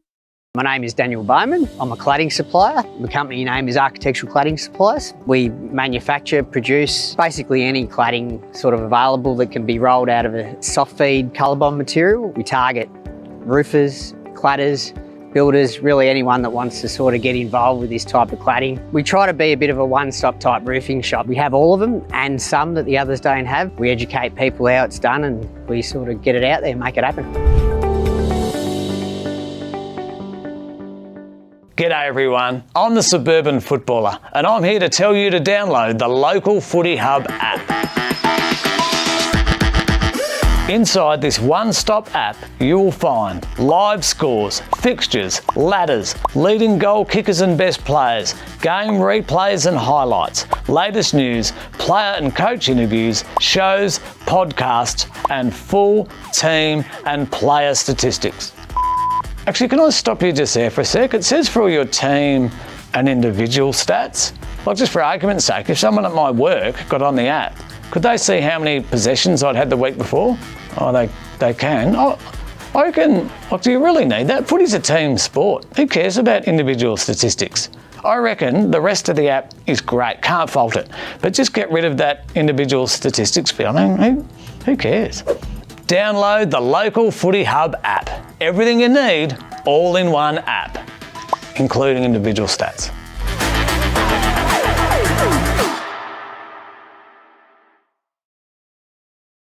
Are you looking to promote your business? This could be a great way to reach the local footy community.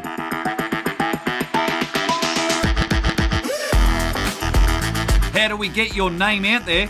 We can provide banner and native advertising in our news feeds and socials, reaching thousands of people every week. We can run video ads before every game replay that gets watched by thousands of people each week. We can run promotional videos like this one about your business during quarter time breaks for all of our live stream games. Contact us now to find out how you can book a trial.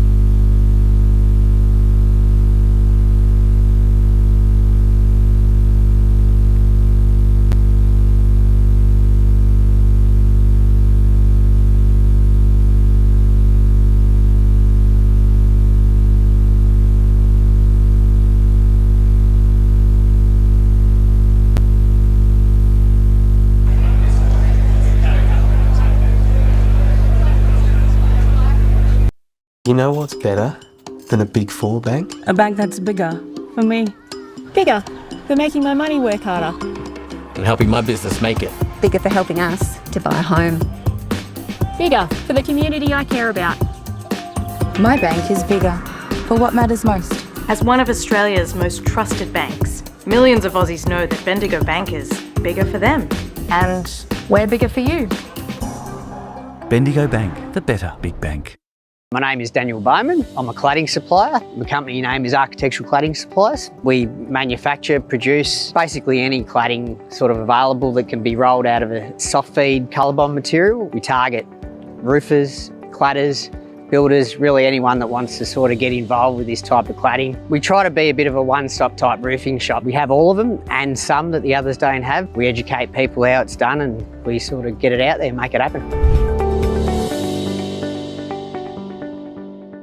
G'day everyone, I'm the Suburban Footballer and I'm here to tell you to download the Local Footy Hub app. Inside this one-stop app, you will find live scores, fixtures, ladders, leading goal kickers and best players, game replays and highlights, latest news, player and coach interviews, shows, podcasts and full team and player statistics. Actually, can I stop you just there for a sec? It says for all your team and individual stats. Like just for argument's sake, if someone at my work got on the app, could they see how many possessions I'd had the week before? Oh, they can. Oh, I reckon, like, do you really need that? Footy's a team sport. Who cares about individual statistics? I reckon the rest of the app is great, can't fault it. But just get rid of that individual statistics bit. I mean, who cares? Download the Local Footy Hub app. Everything you need, all in one app, including individual stats.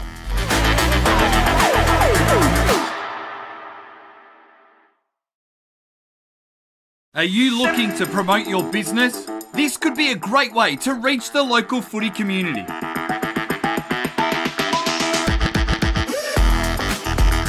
How do we get your name out there? We can provide banner and native advertising in our news feeds and socials, reaching thousands of people every week. We can run video ads before every game replay that gets watched by thousands of people each week. We can run promotional videos like this one about your business during quarter time breaks for all of our live stream games. Contact us now to find out how you can book a trial. Instead of having the 3 or 4 top tier teams and then everyone else, there's potentially 7 or 8 teams that could play finals footy this year. Yeah, absolutely. And you'd be doing well to pick what the final 5 is going to look like in them, because you're right, there is some really good top quality players coming in the Bendigo Football Netball League, and it's great to see because, I mean, you get a day like today here at Canterbury Park with the sun shining and a little bit of wind, but still, and you're getting a really good top quality game of football, which I think is just as good as anywhere else in the state. Overall, from your point of view, round 1 so far, we saw Broadford, South Bendigo last week, and then we had 2 absolute crackers yesterday, Kangaroo Flat having to make the travel down to Gisborne. Overall, success round 1, BFNL? Yeah, really successful, really good football. South Bendigo and Strathfield say yesterday out Strath is probably some of the best football I've seen in country footy for a very long time. They were 2 very high quality sides going at it, so it was really good to see. That's awesome. Cameron, from your point of view, having played some high-level footy at Denali, how would you see this first half so far and how it's fared, and how do you think Eaglehawk can make their way back into this game? I'm not sure why you had to mention the high quality part of things there. I'd say probably the lower quality end of footy out at Denali, but good contest this one. The Bendigo League standard though is certainly 2 years ago when I did come back, there was a little bit of concern for me about where the standard of Bendigo footy actually was. But this year, from the 3 games that I've seen so far, we'll probably put the Broadford game aside because they're a new club and we'll give them a bit of grace. But yesterday's game and today's game, really, really cracking games of football, good contests. And I think you mentioned before about how that 5 is going to play out. I've generally got no idea. I did a pre-season prediction and I had South Bendigo missing out, and I went, oh, I can't leave them out. And then I went, oh, well, who do I leave out then? Yeah, 100%. And that's the thing. Norm mentioned pre-game, Castlemaine potentially want to go in. Someone's got to come out. So if you're not banking these games early in the year, yeah, that's right. It could play a big part in finals footy towards the back end of this year, especially with percentage as well, with 8 or 9, 7, whatever it might be, teams not being able to get into 5 once we get into the business end of the year. But Nick, we speak to footballing royalty, Wayne Mitrovic here, assistant coach of the Interleague side. It's great to have one eye already on our potential representatives that we've got that are going to represent our team against Southampton Murray later this year. Yeah, and interleague footy is a really big part of country footy. I think it gives the players something to aim for, and I'm really excited to see how we go against Southampton Murray later in the year. I think we're really going to give them a good run for their money. And finally, I know you've probably got to remain impartial to a degree, but 5-2-32, the home side, they're behind by 19 points, 7-9-51, Sandhurst. Eaglehawk with the wind. They've probably got to do some damage this quarter to give themselves a chance. Can you see a comeback on the cards? Yeah, this quarter's the big one. I think if they get off to a good start here and get 2 or 3 and get a bit of momentum, especially with the crowd behind them here at Canterbury Park, I think there's always a chance they can come back here. Fantastic. Nick, thank you for taking the time to join us. Best of luck for the year, and let's hope we see plenty of close results as we have in round 1 throughout the year. Well done. Thanks for having me, Mick. Wayne Mitrovic, we were just having a look. There was a player that walked off the field that just didn't look right then, did he? An important player. No, just before half-time, Dayton Ureta came off with looked like a Achilles injury. I believe it's an impact injury with someone stepping on it, but the way he limped out there, I would be doubtful if he takes the ground in this second half. Yeah, he had that look on his face, a solemn look, as we're just about to get things underway here in this second half. It's Eaglehawk. They trail at famous Canterbury Park, 5-2-32 to the Dragons, 7-9-51. Local footy, the place we want to be, fresh live for the third term. They call it the Premiership Quarter. Here's Cam Power. You know it's a big crowd, Johnny, when you go to the canteen at half-time and they say we've got absolutely nothing and we're 15 minutes off getting chips. So the crowd is huge. They've sold out of everything here at Eaglehawk. And a line up at the toilet too, I tell you what. This crowd is genuinely bigger than some of the finals games we would have come across last year and the years before. It's massive. What have Eaglehawk got? Can they respond in the second half in front of their home crowd? Massive crowd in attendance. They work it up towards centre half forward out of the middle. It's Keating that got the handball forward. Stagg couldn't quite take it. Spills to the front of him where Billy Evans will collect. He'll bang a high ball inside forward 50. It carries to the back. O'Shaughnessy just didn't quite get the bounce he was after. And the Dragons defence will come to hole up and we'll get a ball up right at the top of the goal square inside forward 50. Ureta was important for Sandhurst too. Yeah, he was. He was quiet the first part of the second quarter, but then came back into the game. Ball's ball up. It'll be Sandhurst that win it deep in their back zone. Long kick to the broadcast side, bounces out of bounds, and we'll have a ball in. Matty Wilkinson appealing for a free kick, still asking for it. But good to see him back out there, Murray Metro, after it looked like he might have been hurt himself in that end of the last quarter as well. Yeah, that wrist complaint, but looks all right now. Umpire will throw it in. Up they'll go in the ruck. Eaglehawk are in attack. It went down the throat of Hoare. Hoare couldn't quite gather it. Still 40 from home. Getting involved as a big ruckman in Heath. He's brought to the ground. It's like bringing down a giraffe, bringing down a man that size, Mitro.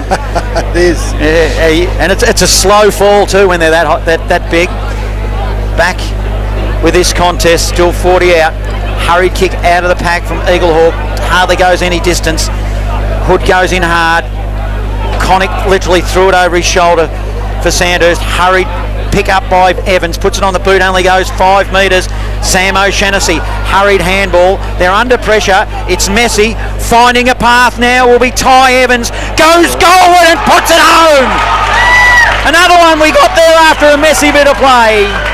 Eaglehawk now tighten it up. 6-2-38. They trail 7-9-51 in the opening minutes of this third term.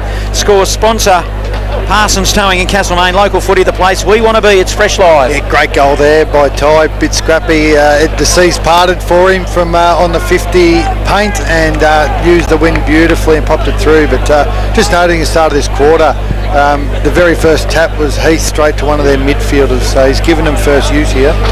So Heath in the middle, Billy Evans in the middle. We've got a ball up in the middle here. Neither ruckman really got hands to it. Coughlin at ground level. It spills out to Mullen. Mullen flings it further wide to Burnett. Tommy Bennett will emerge. Inside forward 50. O'Shaughnessy tracks out after it. Couldn't take the mark. Goes over the boundary line. Mick Delaney's got a bit of an update on Dayton Ureta. Dayton Ureta will not return, ankle injury, and Captain Cooper Smith questionable to return with a back injury. Oh, that's really worrying signs for the Dragons. No Dayton Ureta for the remainder of this game. He was really busy in the first half. Eaglehawk win it out of the middle. Heath swings it forward. Going through for them is Billy Evans. Umpire gives him a little bit of time to get it out. That ball's not coming out. How much does that change their setup in terms of their run and dash, Wayne Mitrovic? That'll be huge. If neither of them take further part in this game with the way rotations are, I think they'll be up against it. Eaglehawk in attack here. It's messy again. Ty Evans did well, just squeezed it out to Sam O'Shannessy, puts it on the outside of the boot and puts it. It might have just bounced inside the line and it will be a ball in. And Wheeler's also started on the bench. He looks ready to come on the ground now. It looks like they might be managing his minutes too there after some late cramp in that second quarter. Deep in attack, the Borough. It's a ball in. Sam O'Shannessy in the ruck. Taps it towards Connick for the Dragons. Hicks, his kick is smothered by Evans. He's trying to make a path at ground level. And at 40 metres, the umpire says it's a stoppage. I'm going to ball it up. It is now 38 playing 51. The Dragons lead, 4 minutes gone in this third term. Knocked down. Davis emerges with a footy. He'll handball backwards. Bennett couldn't get there. Able to find the way through the Dragons over the boundary line. Mick Delaney, was that more of a precautionary thing for the today, or are we potentially looking at something that may be a bit longer? No, there was genuine concern around that ankle for Dayton. For Cooper Smith, it will be just a today thing. Just still struggling to breathe, so just working on his back at the moment. Big news coming out of the Sandhurst camp there. No Dayton narrator for the remainder of this game. How much will that change things up? Free kick, Eaglehawk. They'll get a chance to go inside forward 50. Billy Evans is almost looking like he's going to half back himself here. He's going to have to kick it all of 55 metres. The eyes are lowering inside forward 50. He's just going to pop it up to the top of the goal square, which is the traditional hotspot for some flyers. No mark taken. It spills down to Joel Mullen. He throws it on the left and kicks the goal. Eaglehawk with all the running to start the second half, and they've got it back to a 7-point margin. 7-2-44, playing the Dragons 51. Score sponsor is Bendigo City Framers. Picture Up Plus, local footy, the place we want to be. It's Fresh Live.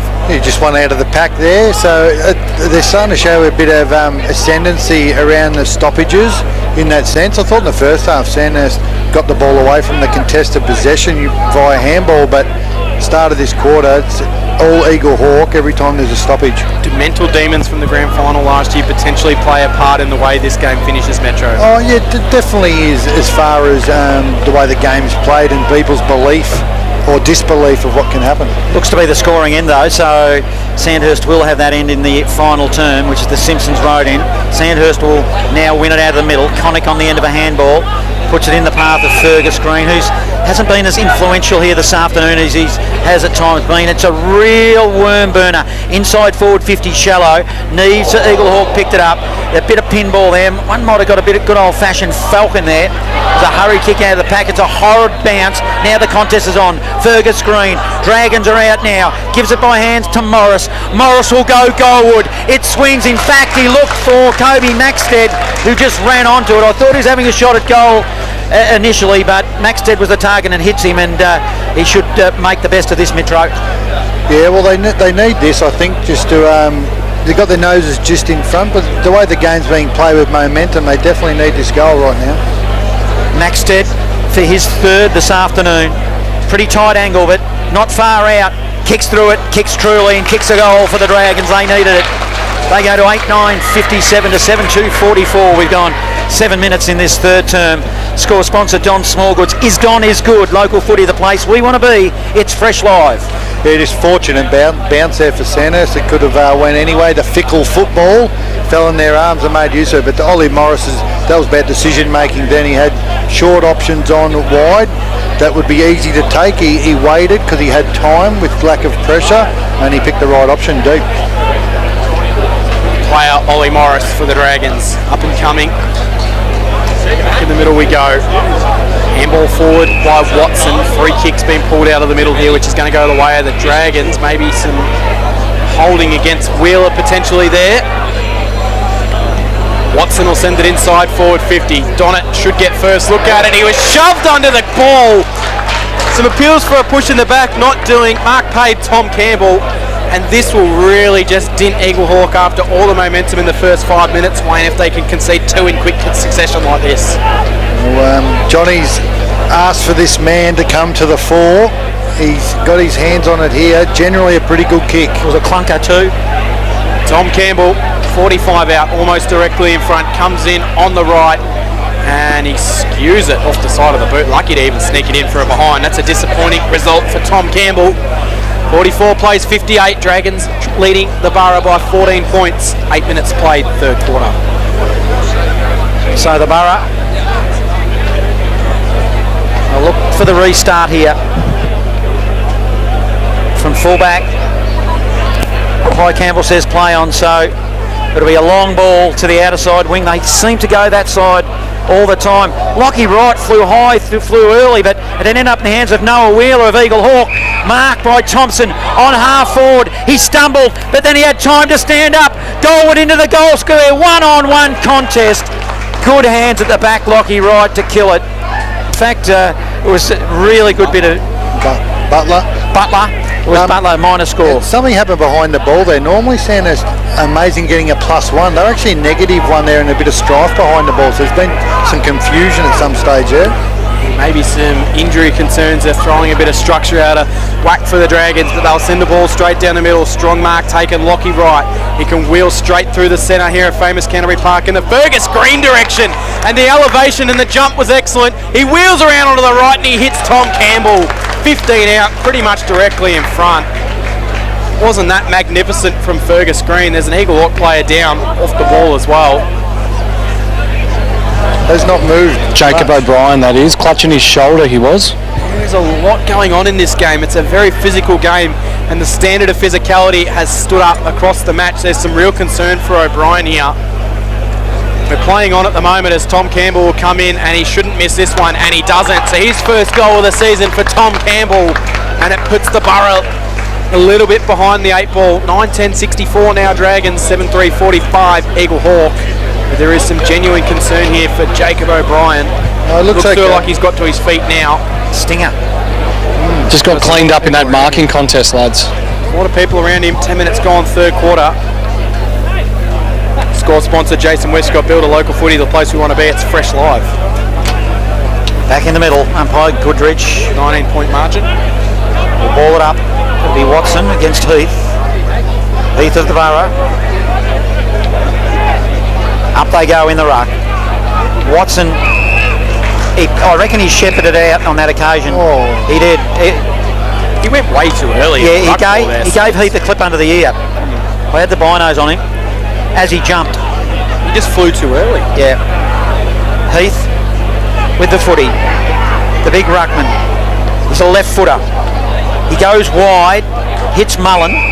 Mullen takes a chest mark, 51 from home, 45-degree angle. Broadcast side, grandstand side. Now he goes aggressive. He goes corridor and he's spotted up a target and has hit Thompson on the chest. 1 of 3 out there today. This is Jack directly in front. Due to the lack of players that Sandhurst have on the bench, they're having to rotate their players through the midfield and then forward instead of off the bench. So it'll be interesting to see come the final 10 to 15 minutes of this game how they hold up. Jack Thompson, Simpson's road end. Important kick in the context of the game. Let's see what he does with it. I don't think it's got the leg. It'll go to the line. It has! And he's kicked the goal. And over she goes, the umpire. The goal umpire bravely gets up, puts up the 2 fingers, and it's a goal.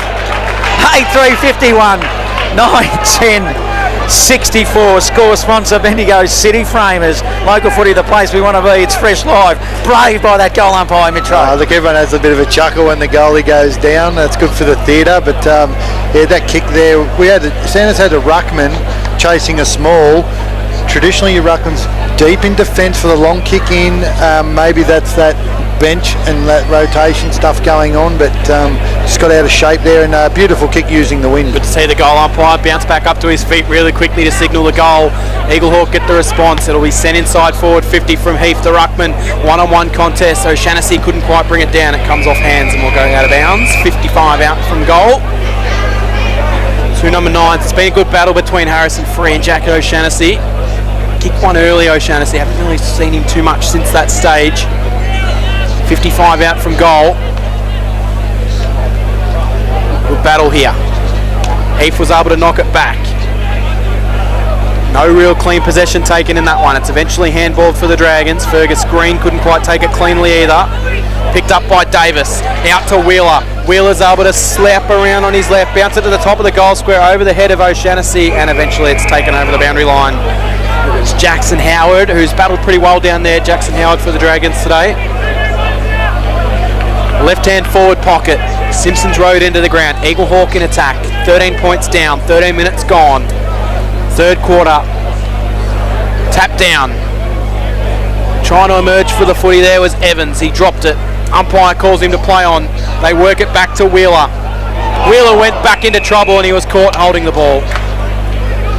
Just tried to do a little bit too much there. Free kick Dragons, and they'll chip it out of defence. It was a low worm-burning kick, but Jonty Davis made it look a little bit better than what it actually was there, Johnny. Davis laterally, he'll go right towards the boundary line to Keating, deep in his defensive zone. He'll look to bring it down grandstand side. He's asked to play on, and does. 50-metre ball, true centre wing, big pack. Wilkinson got caught behind, hands on footy, but it's stolen by Ty Evans, held without the footy. Umpire let it go. Lockie Hood picks it up, Dragons. He's collared. Handball towards the boundary line. Deliberate. Every now and again you get one, and if you're ever going to get one, I reckon that was it, Metro. Look, if we're genuinely talking about intent, he didn't intend to hit that over, but yeah. He was under pressure. You can see how he calls it. He was under pressure, actually. He just went to get it out. Sam Thompson now, Eaglehawk. Kicks it long, horrible spinning ball, inside forward 50. Need to be careful here. The Dragons, Sam O'Shannessy was lurking and toe poked at goalward, but it went through for a minor score. That takes it to 53, playing 64. Dragons lead midway through this third term. Yeah, great contest still here. Just got to scrap, fight for everything. Yeah, this is going to go deep, this game. So Free's going to bring the kick in here. He'll come down the grandstand side. Maxted the intended target, but he's got a couple to beat. And Jonty Neves gets to the top and smacks it away. And if there's one thing in life that's for sure, is when Sandhurst and Eaglehawk are playing, Maxted and Neves will be standing next to each other at any stage in the game. They love to battle, those two. Yeah, really good to see. It's a good contest. Throw in again. Knocked forward for the Dragons. Hood comes out after it, overran the footy a little bit, picked up Stagg, tried to feed it forward. Ben Thompson come through and sharked it. Handball backwards to Neves. Neves fends off the Molly Morris tackle. Will wheel it up towards centre half forward. Sam O'Shannessy in a one-on-one contest, and eventually it's killed over the boundary line. And we might see another insufficient, but I don't think you can get pinned for insufficient off a punch over the boundary line like that. It was Jackson Howard. It's funny, isn't it? Because that was absolutely his intent. But if you punch the ball, it can't. Is that you can't actually be pinned for deliberate? Yeah, not sure. Interesting. It's country footy. Throw in, knocked down. Ben Thompson tracks after it. He'll just race to the boundary line. Look like a rugby player trying to score a try. Then he gets down over the boundary line. The Storm could have done with that last night. Yeah, they could have. So across half forward, left half forward. Had to have the ball down there. Eaglehawk Look like that though, Metro. They trail. It's 52 playing 64. They're in this contest, no doubt about it. They've trailed for a long period of this game. Oh, I reckon into correct disposal there by Sandhurst. Umpire Carter said no, play on. Hurried kick out of the pack, comes to the wing in the direction of Maxted. Gathers it one hand. It was a cute, nice little handball. He gave it to a teammate, to Butler. Butler goes to half forward. Going hard over the top was Austin. A good fist. 59 metres out here near Sandhurst. Eaglehawk, they're under pressure. Free kick, Sandhurst. Incorrect disposal. It's hot on that one. Austin plays on quickly from 50. Oh, it's a poor kick. Put his teammate under pressure. He didn't put it in the right position. Made him sit under it. The man underneath was Edwards. Had no chance, Metro. No, I could have done better with that kick there. Probably had time just to think through it. Take a couple seconds. You don't like being in the forward line when a teammate sits on top of your head when there's an opposition player behind you. Grabbed out of the air by Heath. Handball over the direction of Thompson. Thompson gets one too high, surely. Umpire Dean Goodridge agrees, and he gets a free kick deep in the back pocket. Against Jonty Davis. Really do a lot wrong there, but certainly got him a little bit high. Ben Thompson, one of these Eaglehawk players that can really inspire his side. He sends it down the grandstand side wing. Clever tap forward. Now they're away. Good reading of the footy there for the Borough. It's White. He chips it forward and finds Mullen. Mullen will look to wheel. He's looking for someone to lead up at him. Eventually he's going to bang it inside to a one-on-one contest. Billy Evans caught behind. Knocked away for the Dragons. Evans is still there. He picks it up. Handball backwards. And they just fumble at the important moment. Lockie Hood comes through. He was tackled. But he's able to handball it off to Howard. Howard steadies and then clears it out down the grandstand side wing. Good contest there. Picked up by Davis. Lewin Davis just chips it down the line over the head of Joel Mullen out of bounds. Bounded zone. 55 out from goal. It's once again, neither team can just break free of this contest. 50 metres out, cross half forward, Eaglehawk, broadcast side. The premiership flag is waving in front of us and certainly going to the Simpsons Road end, so Sandhurst will have that in the final term, but there's still a bit to go in this third term. It's 18-minute mark here. We're treading water here at 40 metres. Who can get it out? White is in the area, soccers it further afield. O'Shannessy, that's Sam. Handball to no one in particular. Spills to Ben Thompson. Fresh airy. Evans, handball to the back door. It was effective. He finds his teammate who puts it long inside forward 50. Now it's another turnover. Sandhurst, another turnover. Fell eventually to Lewin Davis. A couple of turnovers there, ended up with Eaglehawk and missed. We all thought it was a goal for a minor score. They were all getting excited, so settle down here in the back rows. It's out to a 10-point margin. Great play there by Eaglehawk. Probably capitalised. Hood probably tried to be a bit cute with the little handball out the side, turned it over, and very nearly. I'd written it down as a goal from where we were up here. It certainly looked it. Would have been goal of the day. Yes, Lewin Davis is starting to get involved in this game. Dragons have worked the ball out of defence. They'll go down the scoreboard side wing. Shallow kick and eventually knocked over the boundary line by Aidan Hanley. Probably had an opportunity to potentially try and grab that one there, but went the double-handed fist over the boundary line instead. 53 plays 64, 20 minutes into the third quarter. Throw in again. Now they emerge with the footy through Evans. He'll wheel it and go high inside forward 50. It's going to fall to the back for O'Shannessy. Couldn't quite take it. Staying down and wheeling away through the Borough. Top of the goal square. Dragons will be content to see it through for a minor score. 8-6-54, 10-point ball game. 20 minutes played, third quarter. Certainly withholding and withstanding the pressure here, the Dragons. So it's Free that goes to the outer side. Might have muffed it up, but he's lucky. Wilkinson's got support. Hurried handball forward to Fergus Green. He coughs it up. Now we come back the other way. Turnover. Mullen on the end of the kick. He's at 50. It's a long high ball to the goal square. I reckon it's got... Well, no. Fingertipper right at the goal line, Mitro. Makes it 9 points. You can see as soon as he got that ball, he's seen grass in front of him. He said, I'm going for home here, and he reckon he's missed it by about a centimetre. He kicked an absolute screaming goal just like that in the grand final last year to Joel Mullins, so certainly capable of doing that. Dragons bring the ball back into play. High ball will come down the grandstand wing. Ben Thompson intercept mark for Eaglehawk. Thompson gets up, wastes no time, sends it inside forward 50. Too much on the kick. Intercept mark, Caleb Connick. Jack O'Shannessy was the intended target there. So Connick, short pass. Keating has time to have a bounce. No one mans the mark. Then he comes out wide. Kick towards Ollie Morris and it misses him. A little bit disappointing there because it sets up an opportunity for Eaglehawk to restructure themselves. Throw in centre wing position, grandstand side, broadcast side. The Borough trailing by 11 points. Umpire will throw it in. In fact, it might be 9 Cam on it. 64 playing 55. As it goes inside forward 50 now. Mopped up by Neves of Eaglehawk, and he kicks it out of bounds on the full. It was a bit of a lazy, laconic kick, really. Just hit the wrong side of the ball. Yeah, hit the belly of the ball. Coughlin finds Morris. Oliver Morris now will go into the pocket. He honours a lead, and Maxted takes a mark. 20 metres around from goal and grabs at his calves. We saw it yesterday, Mitro, in the game down at Camp Reserve. A lot of players were cramping at this stage of the game. Well, he's got it deep in the pocket here. Once again, they probably still need this year with Eaglehawk pressing, but it's a tough kick. That's what we're talking about, the Canberra pre-game.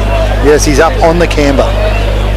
Kobe Maxted, one of Cam Power's very favourites. Hard up against the boundary line. In he comes, and it did not look like missing. It did not look like missing. 10-10-70 to 8-7-55. A little bit of breathing space in red time here in this third term. Score sponsor Don Smallgoods. Don is good. Local footy, the place we want to be. It's fresh live. Are we calling that old fashioned? A drop punt. Where was the check side? The exactly. Boo-na-na. That just went back, tight angle, straight as a die. 4 goals now for Kobe Maxted. Kicked a few bags in pre-season practice matches as well, did Kobe Maxted, so he's coming in ripping form. 15-point lead, Dragons. What have Eaglehawk got from here? Knocked down. Hall went after it for Eaglehawk, couldn't win it.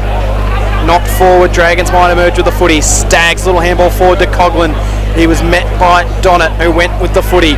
Gave it off to Ty Evans. Evans' kick was smothered by Wilkinson, but he was able to collect it one-handed. Got a second look at it. Sent it inside forward 50 to the front. O'Shaughnessy couldn't mark it, but he can recover. He steadies, composes, goes in the Mullen direction. Kick just carried over his head. It's picked up by McNamara. He'll clear it out of there for the Dragons. Bouncing ball comes down the grandstand. Oh, and Jacob O'Brien has absolutely cleaned up his own teammate in James Coatesmore, and it allows Sandhurst to come through. Now they're away, the Dragons. Austin gets it in space. He has a bounce, sends it inside forward 50, and no mark to Coughlin floating back, but he's going to receive a free kick. No, it's against him actually. So the Borough relieved. O'Brien back on the field, chips the short pass into the middle. Mark taken. It would have been 50. Mick Delaney, gee, that was a big hit from O'Brien on his own teammate in Coatesmore there. You could hear the slap from up here, mate. Heath kicks it out to Wheeler. Wheeler on half forward. He was tackled as he grabbed it, and it slewed for a turnover to Matty Wilkinson. And they're both cramping now. Puts Butler under pressure with a poor kick, which creates another turnover. And Davis was out for the two Blues, but he'd stepped over the line, so it's going to be a ball in. Austin cramping in both legs, Wheeler in the one. Obviously no concerns for the shoulder there with the way he threw himself for that last contest either, so he looks A-OK. Does O'Brien throw in? Billy Evans at the bottom of the pack will be tackled. We'll have another ball up. 55 plays 70, 25 gone third quarter. Heath knocked under it, appeals for in the back from the crowd, not coming. Ben Thompson was able to shovel out a handball in the Davis direction. Went off the ground, knocked out of bounds.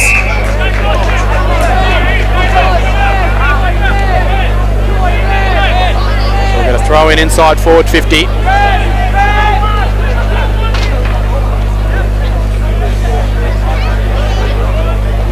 Needing something here.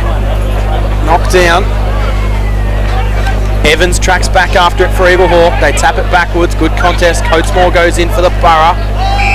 It's his second game of senior footy. We'll have another ball up. 55 out from goal.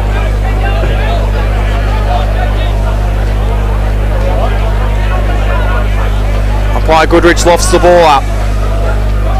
Heath won it down. Hood handball to Stagg. Stagg found a little toe poke out of there. Evans charged at the footy. Might have been held without it. Umpire calls play on. Ben Thompson gives it back to Evans. He skews one. It's floating back with the breeze. Goal umpire again playing the rule. He's put it through for a point. We've had a couple of them now where the crowd have thought it might have been a goal, Wayne Mitrovic. Yeah, no, definitely keeping us on our toes out there, and that's just that little bit of breeze playing havoc, but the kick into the right side of the goalpost is just not quite getting back enough. Dragons will bring the ball back into play. Lockie Wright chips it out. Mark taken, Wilkinson. 5 in from the boundary, defensive side of 50. Sandhurst down to one rotation. We had another injury down there, have we, Mick? Maxted cramping in both calves. Not ideal for the Dragons. They're going to have to do it the hard way, but they've got themselves a lead at the moment. Can they release another goal here? It's Coughlin and handballs it forward. They can run into an open goal. It's Jonty Davis who will put it through. End-to-end footy for the Dragons, and Jonty Davis finishes it off. And they now get themselves out to a 20-point lead here. Score sponsor Jason Westcott, Builder, local footy, the place we want to be. It's Fresh Live. Here's Norm Jenkin with some stats. Yeah, so far this quarter, Eaglehawk 15 inside 50s. They haven't made the use of it. Eaglehawk 8 inside 50s. They got 4 goals. Eaglehawk got 4 goals. Sandhurst have also got 4 goals from only 8 inside 50s. Yes, the Stratford Say Storm, they played yesterday, had a good win over South Bendigo. Final game of Bendigo footy here. Who will win to end round 1? The Dragons with a 20-point lead. Ball out of the middle, marked by Edwards for the Dragons. He'll swing it out wide. Scoreboard side wing where he finds Fergus Green, who marks one of the best vertical jumpers in the competition. Forward pass to Morris. Morris can short pass, steady it inside forward 50, and the mark has been taken by Wilson Butler. Butler quickly plays on. Didn't back himself at all. Went looking in the Campbell direction, and why wouldn't you when he could come out and take a mark like that? been good this quarter after Johnny put a better heat on him at half-time, Metro. Yeah, definitely. That's what he can do. Most of the time it's their poor inside 50 kick, doesn't give him an opportunity, but he has sat under the ball a bit, and I've not been strong enough in the contest. He's got to really stand under that pack. His last set shot from here was pretty poor, so let's see if he can back himself in this time. 30 out, almost directly in front, and he doesn't make the goal umpire move at all. So he's got his second, Tom Campbell, both in the quarter. And the Dragons, they just increased their lead out to 26 points for all of Eaglehawk's hard work. They've weathered the storm and been able to kick a couple of goals as well. Score sponsor, Bendigo City Framers. Picture Up Plus, local footy, the place you want to be. It's Fresh Live. Just the previous goal, Jonty Davies, he's a new generation kid. They don't lack confidence. The way he took that game on there with this lack of rotation, I'd love to see him get some middle time and use his legs. Back into the middle. Up they'll go, Watson. Well, he stumbled at the last moment and Heath won the tap. Ended up there with Evans of Eaglehawk inside forward 50. Jack O'Shannessy has been relatively quiet. Overran the footy and it was a hurry kick by the Dragons into the middle. Spills again. Here's another chance for Eaglehawk. In they go, inside forward 50. Fergus Green is playing down back. There's a player down for Eaglehawk that looks hurt. We'll get to Mick in a minute. He looks very hurt as Sam O'Shannessy grabs the footy at ground level and went goalward and snuck it through for a minor score, which takes it to 57-82. It's a shoulder dislocation. I believe it's the brother of O'Shannessy. Now, two Sandhurst players down inside forward 50. It's absolutely and they're both down with cramp. It is carnage out there. I can confirm Jack O'Shannessy, his shoulder is out at the moment. They're going to need to get that back in ASAP. Yeah, see him running towards the boundary right now. That don't look good at all. Pre-tape, maybe pre-existing. So I know some guys that have that. You get it back in and they can manage to get through the game. Hopefully he can get back out there for Eaglehawk. Sandhurst come down the line. We'll get a boundary throw in. 65 out from goal. Because he possesses that X factor. He could kick 2 or 3 goals in 2 or 3 minutes. Absolutely. I'm sure I've seen a game with so much carnage and turn of cramping and injuries than what we've had today for quite a while. Mick, first game of the year as well. Knocked down. Ben Thompson will quickly bang it inside forward 50 for Eaglehawk. It's going to fly. Coming through, Wheeler couldn't take it. Picked up at ground level, finding a way through. Going goalwards is Marsh. And Deacon Marsh kicks the goal. Roved it beautifully. And a much needed goal for the Borough.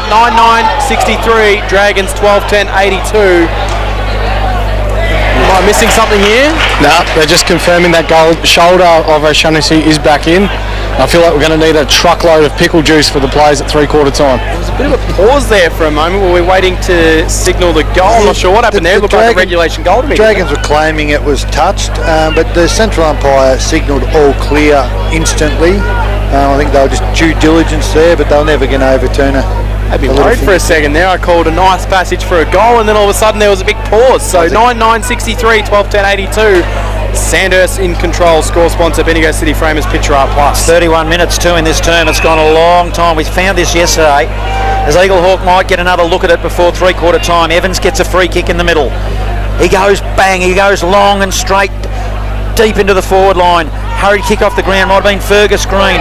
Oh, it's a good contest on half forward and a strong mark by Jack Donnett. Wearing the number 15 Guernsey, of course, which is normally worn by Clayton Holmes. Short pass, shallow inside forward 50. Left unchecked here is Jack Thompson. In fact, it's Ben Thompson. You get He's it right. He's a goal kicker too. He is. He's got a fair roost on him. Siren could go any second here. Now, Normie Jenkins tells me they only get 10 seconds nowadays to have a shot at goal. He's used all of that. Got close to the man on the mark. It's home! It is home! He turns to his crowd, his beloved crowd at Eaglehawk for his second. And they all get to him. It takes the score to 13-10. Sorry, let's start again.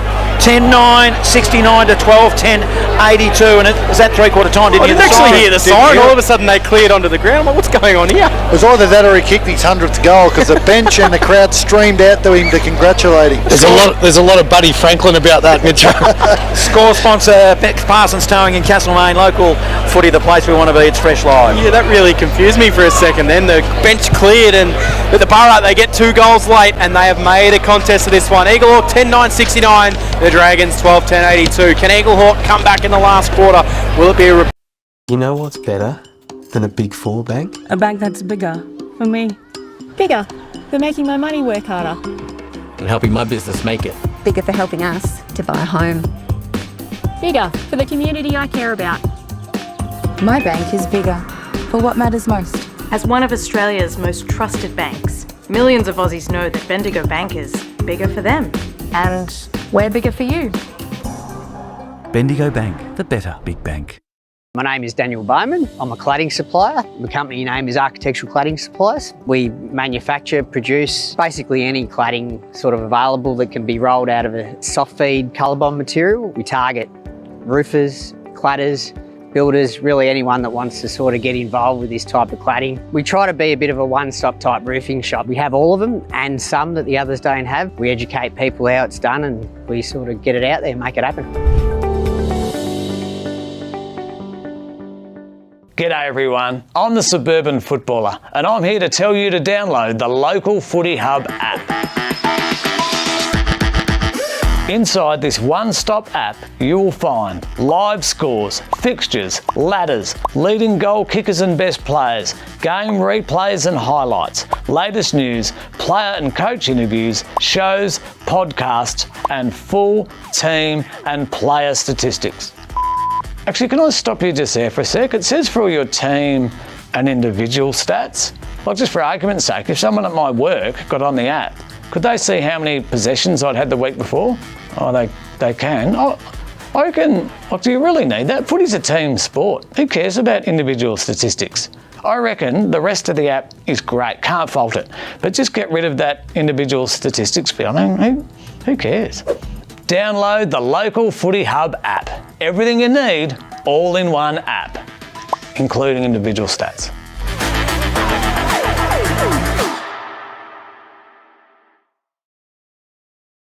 Are you looking to promote your business? This could be a great way to reach the local footy community.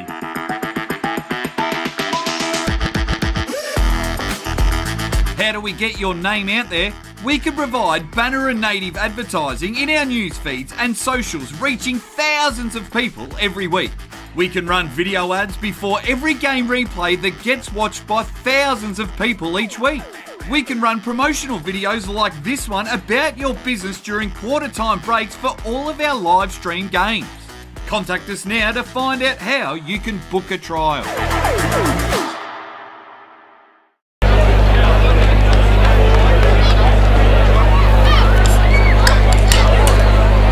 Three-quarter time here at famous Canterbury Park, where it is game on in this opening round, the first round of season 2026. Of course, we did play an opening round last week, but here it's Eaglehawk. They are 10-9-69 to 12-10-82. Local footy, the place we want to be. Fresh live. What a great effort there, Eaglehawk. We were just talking there off air, dominated the inside 50 count and weren't getting much for it, but they produced three, whether we call them miracle goals or ones that aren't traditional from your lead and mark forward entry, but that stuff's team lifting. The crowd out here at Eaglehawk, Thompson's last goal from 50, eased in, just turned straight to the crowd and fist pumped them to create a bit of enthusiasm and excitement, and will they use that as their extra player, you know, to help get them up over the line. They do love playing in front of their parochial crowd here, that's for sure. Ben Thompson loves playing in front of that crowd, and here's someone that can really fire up. Obviously that role's probably been a reserve to a Clayton Holmes type player to really get them up and about, but the fact that he's been able to potentially take that role, I feel like. Well, without Holmes and Isley in there, which will be rolling through that forward line a bit, they are your lead up and big marking forwards, aren't they? So they need to produce these ground level goals, which they did that quarter. So look, the cramping, the injury toll, the lack of rotations, this is what you see, what teams are made of and individuals are made of. They're going to be asked a lot of questions here. How deep in the quarter you can play this game out, and we're about to see in round one, it's a big ask. Mick Delaney down at ground level has been out to the huddles. What's the messaging been going on down there, Mick? With Bryce Curnow, it's about resilience. Being a couple down on the bench, just sticking fat with what they've done all day with their rotations and the way they've attacked the ball. They want to continue on the way they have been playing. They're not going to change too much up. As for Eaglehawk, it's just about perseverance. They're getting the balls in the right spots. They started to get on top a little bit towards the back end of that quarter, and as Mitro said earlier, they've got the forward 50 entries. They've just got to clean up their ball use going inside forward 50. I think you're going to find that this last quarter is going to be an absolute cracker. Yeah, looking forward to it. Well, there's a big crowd still at Sandhurst. They're listening to the coach's address. Bryce Curnow has been very, very vocal, and Eaglehawk themselves, they're out ready to go. So it's just waiting for Sandhurst to break, and they do now. And I can't get over how big this crowd is today. Oh, it's Easter Saturday standalone game in the Bendigo Footy League, isn't it? Yes, it is, but it's still massive. This is bigger than some of the finals that we had last year. I'd nearly say there's more here than the Port Adelaide-Richmond game going on at the moment. You're probably not far from the truth there, actually. So you're among the people yesterday too, Mick. In comparative to the Castlemaine Golden Square game, I reckon it's probably on par. I reckon, yeah, pretty similar. It's been great to see the amount of people turn up in force over the last couple of days to Bendigo League footy. It's just great to have footy back, isn't it? It is fantastic. As David Carter, umpire Carter out in the middle now. He's just about to get things underway. He's just waiting for a couple of stragglers to get off the ground over the outer side wing. But it is Eaglehawk now. What have they got? What have they got in the tank? 10-9-69. They trail 12-10-82. They've got 30 minutes to show us. Local footy, the place we want to be, fresh live for the final term in this round one game in season 2026 at famous Canterbury Park. Here's Cameron Power. It is only round one, but it does feel like there is a lot riding on this game. The way both of these teams will set up the season with how tight it's going to be. We are expecting wins like this to be so critical. Eaglehawk win a free kick straight out of the middle to Ben Thompson. Handballs off to Billy Evans. Evans' ball floats inside forward 50. No one able to take it cleanly. Dragons emerge. Mills missed it. Picked up by Hall. Hall handballs over the top. Now it's going to be a chance for the Dragons. For the Borough, they'll go goalwards through Oscar White. Minor score. I've just noticed, I thought they would put Wheeler in the centre to start this quarter. He's actually playing deep forward. 12-point margin. There's plenty of time in this one. We've only just started the final quarter. Score sponsor Jason Westcott Builder. Lockie Wright will kick it in. It's a 2-goal straight margin. Lockie Wright trots off for Sandhurst, runs his measure, then he sends it to the club room, the scoreboard side, and a big fist by Jacob O'Brien of the Borough puts it out of bounds towards almost towards the fake bird in that tree there, Cameron. Yet to see it. Umpire will throw it in almost underneath the scoreboard, outer side. Up they go in the ruck. Heath wins it for Eaglehawk, but tapped it to Wilkinson of Sandhurst, so it's a turnover. And another turnover, kicked it to Langford of Eaglehawk defensively. He goes short forward by foot. Finds a teammate in White who's been serviceable this afternoon. He's a left footer. He reminds me when he plays a little bit of our very own Winston Churchill, who used to play at Castlemaine and Harcourt many years ago on the left foot.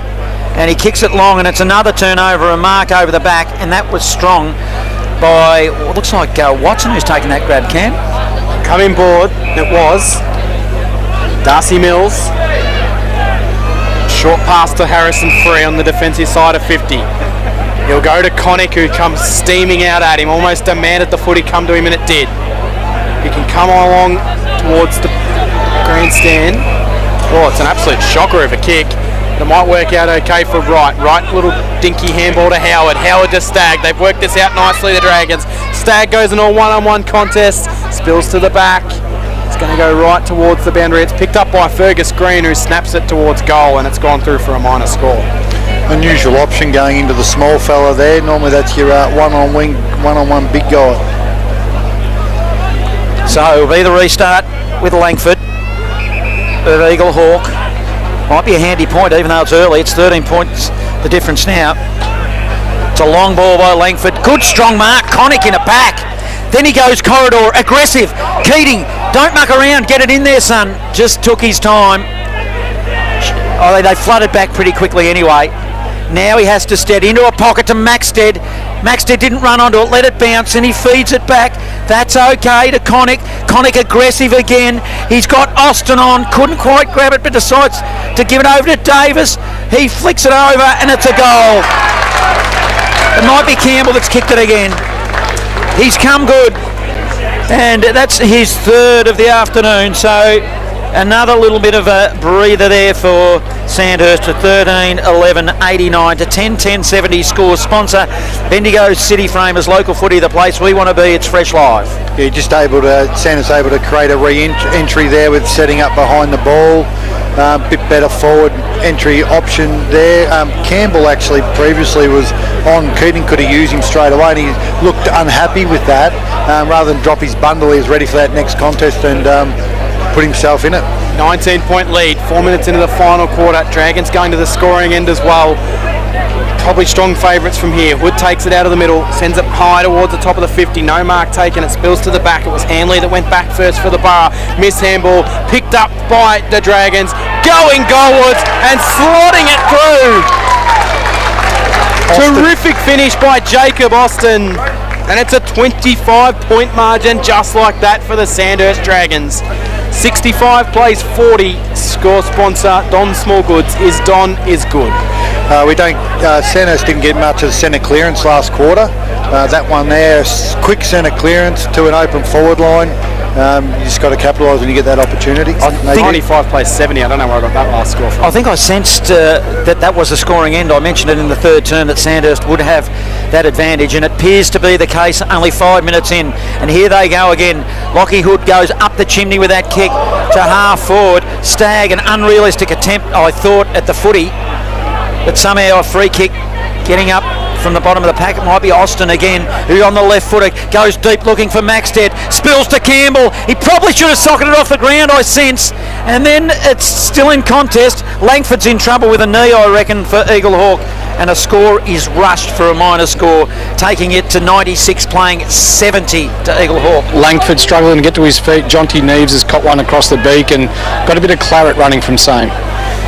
Talk about the carnage going on today. It's just more concerns for both teams. I imagine training Tuesday night might be a light session for both of these teams, Mick. 100%. Kick out, no mark paid. Not sure why it wasn't played. Wilkinson was tackled without the footy. He wasn't receiving a free kick. Might have been a square up, not sure. Butler's kick was smothered. Got a second look at it, sent it in the Maxted direction. Diving, couldn't take the mark. Picked up by Eaglehawk. They can handball their way out of trouble. They'll come central. Hanley's kick was dangerous. Fergus Green read it best. He cut it off. Then he handballs off to Coughlin. Coughlin on the right. He hit the wrong side of the footy. It's high, and mark was actually dropped on the goal line, so it's going to go out of bounds. Might hit the point post on the way through. You don't like sitting under those ones as a defender? No. They're a typical hospital ball, aren't they? 26-point lead, Dragons, 6 minutes final term. We're right in the teeth of goal here. The umpire will throw it in. Sandhurst deep in attack, and I know a hurried kick out of the pack by Eaglehawk, but it's gone straight to Lockie Hood at 50. And I know we've talked about players being sore. Make this if you will. Sandhurst have got Broadford next week, so they might be okay, you would think. And it's a short pass, the lead by Stagg, who accepts. What is trying to say? But Eaglehawk have to go to Golden Square, who will be seething after a loss yesterday. So I know we've got a long way to go in this game, but you'd think the Dragons, if they sink this one home, it's a long way back, Mitro. They've got the ball at the moment in their possession, that momentum swing that they have, so it'll come back into Eaglehawk's favour at some stage for 5 or 10, just about what they do with it. Next Stagg sprays it, lucky to sneak in for a minor score. Extends the lead marginally, goes to 14-13-97 to 10-10-70. We've seen a couple opportunities here that they've missed. It just keeps that door open. You know, those 2 extra goals ice the game. But like I said, Eaglehawk will get a chance for 5 to 10 minutes of play here, and if they kick a couple, who knows? Still plenty of time left in this one. Kick will come out of defence. No mark taken. Spills to the back of the pack. Dragons handball backwards. Connick. Mills has got some space. He'll give it back to Connick, who will then go backwards with the kick, which is okay centrally. It finds Howard. Howard will run straight through the centre here at famous Canterbury Park. He'll send it inside forward 50. Sam Thompson got the punch down. It's almost roved by Coughlin. It was roved by Coughlin. He feeds the handball off, and Henry Edwards misses. It's another one of those opportunities that we just spoke about. They've had chances to completely bury this game, and they haven't. 28-point lead to the Dragons. Peppering and peppering and peppering.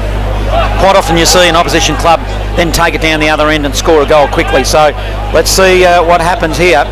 The kick by Ty Evans was ineffective. It comes back Sandhurst, a shot at goal through Fergus Green across the face, and it will be a ball in. We'll count that as a pepper, even though he missed it. Fergus, yeah, good result though, not to force the ball back to Eaglehawk, and they get to set up a stoppage inside. Well, that's right. You get to put your loose player behind the ball. They've got 2 behind the ball now. Let's throw in Maxted in the ruck now. Hurried kick out of the pack. Eaglehawks kicked it. Hood's done this a couple of times. He stood in a hole and perfectly at 50. 50 plays on, short pass, gives it to Connick. That's what happens, isn't it? Your midfielders stay out of the 50. The opposition go in to get a couple extra numbers around the ball. But if you're under pressure, you just put it down their throat. I'm going to back Caleb Connick here. Poor Caleb. Well, he's better when he's a long distance out, I reckon. He's got a bit of a funny kicking style. Let's see what he does with it. He runs wide, he gets underneath it, and he puts it through. Was never in doubt, Metro. Not even the Johnny Hunter curse could get him. No, 15-14, 104 to 10-10-70. Score sponsor Parsons Towing in Castlemaine, local footy, the place we want to be. It's fresh live. I just like the fact that he had to kick through it, Metro. Yeah, definitely. He called it beautifully. Played out ideas like you wrote the book. Delaney, Jonty Reeves back on the ground being patched up, and he's got a fair bit of tape on him, but he's raring to go. Need him out there. He does wear a lot of tape on a general day, Jonty Neves, so he's got the Tutankhamun look down there with the amount of tape he's got wrapped around that to stop the blood, but they're not being able to stop the Sandhurst attack at the moment. They'll come straight through the middle again. Austin spins one way then the other, sends it inside forward 50. It might be Hoodie again, he just couldn't quite take the mark. Spills to ground. Get out of the way, Shiny. Can't see the footy. Eaglehawk will work it further forward, and it'll be marked here by Lewin Davis. Davis sold some candy, a good old-fashioned one. Oh, then he gives a don't argue. Might have done a little bit too much, but got away with it. On the end of a handball was Bennett. Goes one way, then the other, then kicks it down the line. Finds Nick Hoare. Nick Hoare now, true centre wing. Sandhurst, mini flood back. Matty Wilkinson drops into the hole, so does Watson. Hoare steps around too easily to Bennett. Bennett goes long and high, inside forward 50. The Borough win it. Handball on the end of it. Jack Thompson, goalward around the body. And a good saving mark, running with the fly to the footy is James Coughlin. Right on the last line of defence, literally plays on, heads it out wide. Over the top into some space for Fergus Green to run onto. Green couldn't quite steady and collect, invites the turnover for Eaglehawk. They'll wheel themselves back through the middle, good tackling Dragons. And we'll get a ball up centre wing position. Scoreboard side of the wing, 70 playing 104, not quite over, but we're probably not far away from it, I wouldn't think, Johnny. No, I reckon it's just about done. Eaglehawk need probably a couple of quick ones. Heath's been good in the ruck. He tapped it in the direction of O'Brien of the two Blues. Couldn't win it. Sandhurst will now. Will they get another chance at it? Fergus Green on the end of a series of handballs. Then he runs and he puts a short bullet ball and hits Tom Campbell, who takes a slip catch. Pretty much, well, a tight angle, but he's within reach. Ferg's starting to get a bit of that ball there now. Different role. Looks like they're going to. He's the tall that's going to be pushed out of that forward line and using him up on a wing today. Tom Campbell. Let's see what he does with the footy. He's kicked 3 this afternoon. He was quiet until up to about half time, and then he's had a good second half. That will not be a goal. It holds up in the breeze. Maxted ran underneath it, and eventually it goes over the boundary line, and it will be a ball in. Right in the teeth of goal, Cameron. Searching for another goal. The Dragons lead by 34 points. Umpire to throw it in. A lot of players around the footy. Maxted will do the ruck work. Good push of the body. It was nice by Jacob O'Brien, but he goes up the chimney. James Conklin tried to jump at it and couldn't. Ball spills wide. They'll take possession through Davis. Handball was smothered. Now potentially a turnover through Morris, who was grabbed. The Dragons player in Morris did well in forward 50, and they'll lock it in 40 from home. Eaglehawk had the opportunity to come wide, but said we'll go through the middle. Didn't quite pan out. Ball up inside forward 50. What have Eaglehawk got? It's cleared out of there. Bennett, who sends it down the line. No mark taken. Ben Thompson, but he was able to collect. Gave it off to Wheeler. Wheeler then fires one forward again. It's Ron Cherry into the middle of the ground. Back to Evans. Evans inside forward. In fact, it wasn't Evans, it was Wheeler. Wheeler inside forward 50. Dragons have got the numbers at the back down there. McNamara spins himself out of trouble. Finds off the handball out wide, and now they've got Fergus Green, who is running rampant down that wing at the moment. Good mark taken here by Davis. Davis further handball forward. Mills, who sends the kick down the line. They've worked this brilliantly, the Dragons. Campbell couldn't quite take the mark. Dragged it back in. Gave it off to Lockie Hood. Couldn't get rid of the tackle, and he's done holding the ball. The big ruckman got him there in Callum Heath. And he'll win himself a free kick in defence. Callum Heath will go across the face of goal to Jonty Neves, which is safe. Jonty Neves now will bring it down corridor. Well, he almost goes aggressive to Mullen. Mullen, now they go aggressive, probably a little bit overboard with that to handball to Evans. It didn't give him a chance. Now the ball will spill free. They'll dive on top of it. Stagg stands up in the contest. Handball to a voice. Well, it wasn't there really. I reckon Donnet just handed to his teammate and got away with it. Now a sweeping handball in the direction of Bennett.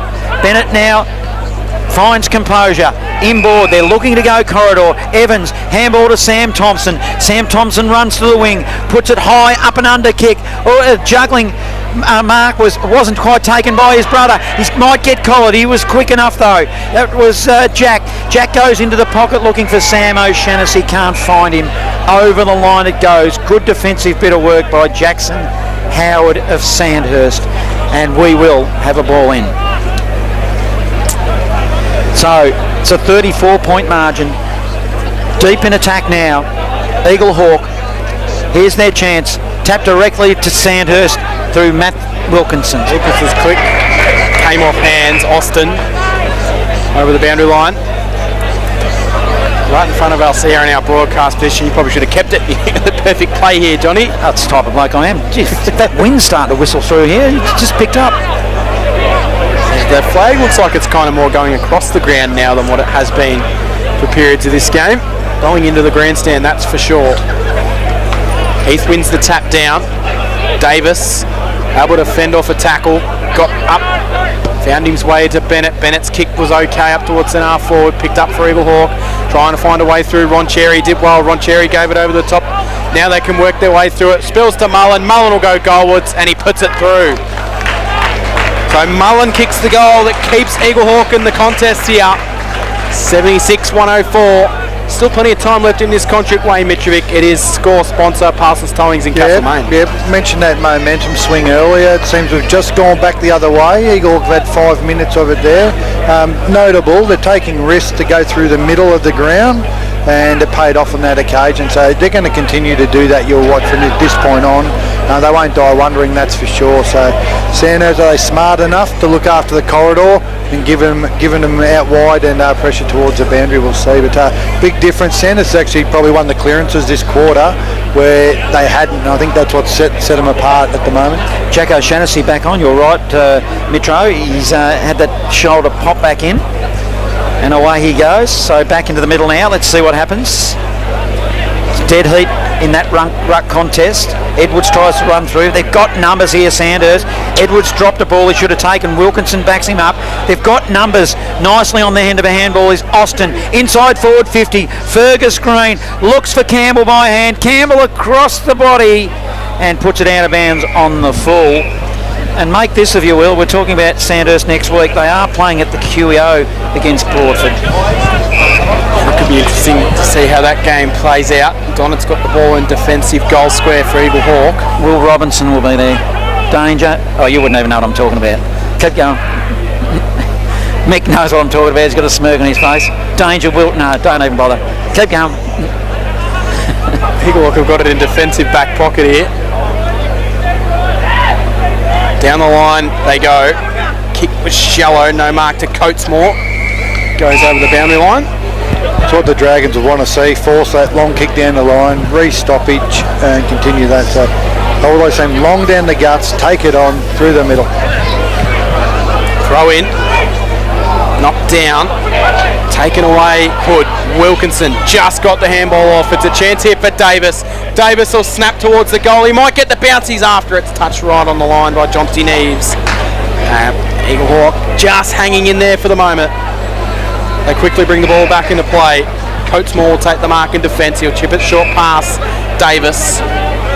He's been pretty good though, I think. Lewin Davis has the ball in half back. He's been good, you're right. Connick's been good, I reckon, for Sandhurst as well. Oh, that was a turnover. It was an aggressive kick, and he kicked it straight to Stagg. It's all right being aggressive, but that's just overboard, Mitro. Oh, he's got to have a go. Yeah, you got to win the game, I guess, but long down the line's not going to get the job done. no, it's Stagg now. He'll go to the top of the square. Maxted is his target, uses strength, couldn't quite grab it. Ball spills. Sam Thompson picks it up for Eaglehawk. It was a hurried kick, but it was effective to Bennett. Bennett now goes to Ben Thompson.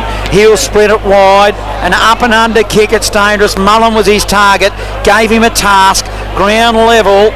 He tried to drag it in. Belly Evans giving support. Connick a handball over the top. I reckon he went to the voice of Fergus Green, who put it around the body and slotted a goal.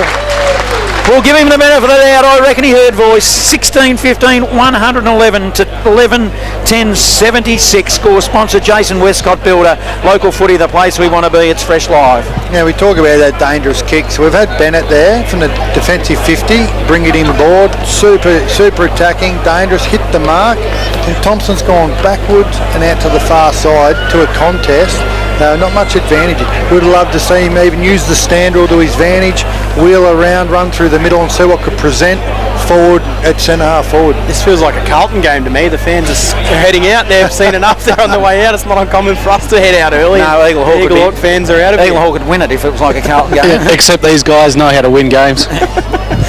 Just, quick goal and the grandstand half evacuated here at the QEO. Back in the middle we go. Connick will send it inside forward 50. Campbell didn't quite get the bounce he was after. Then it'll be taken over the boundary line by Charlie Langford for a boundary throw in. Just furthermore, sorry lads, to what Metro was saying, Sandhurst are playing one extra at the back of the stoppage and then one extra behind the play, so that long down the line's not going to work. Eaglehawk need to get creative through the middle of the ground here. Umpire throws it in.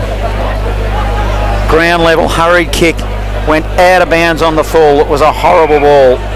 Now, we're not trying to give the coaching 101 here, but if you're the spare behind that stoppage, you need to create the run and receive handball and be involved in the play, or it sort of doesn't work. Fergus Green had the kick. He tried to be aggressive at the top of the square and didn't quite nail it, and ends up sneaking through another minor score. So I reckon it's all academic now into time on 112 playing 76. Yeah, I think so. And I worked out where all the crowd were going. They're getting their seats ready for the night procession.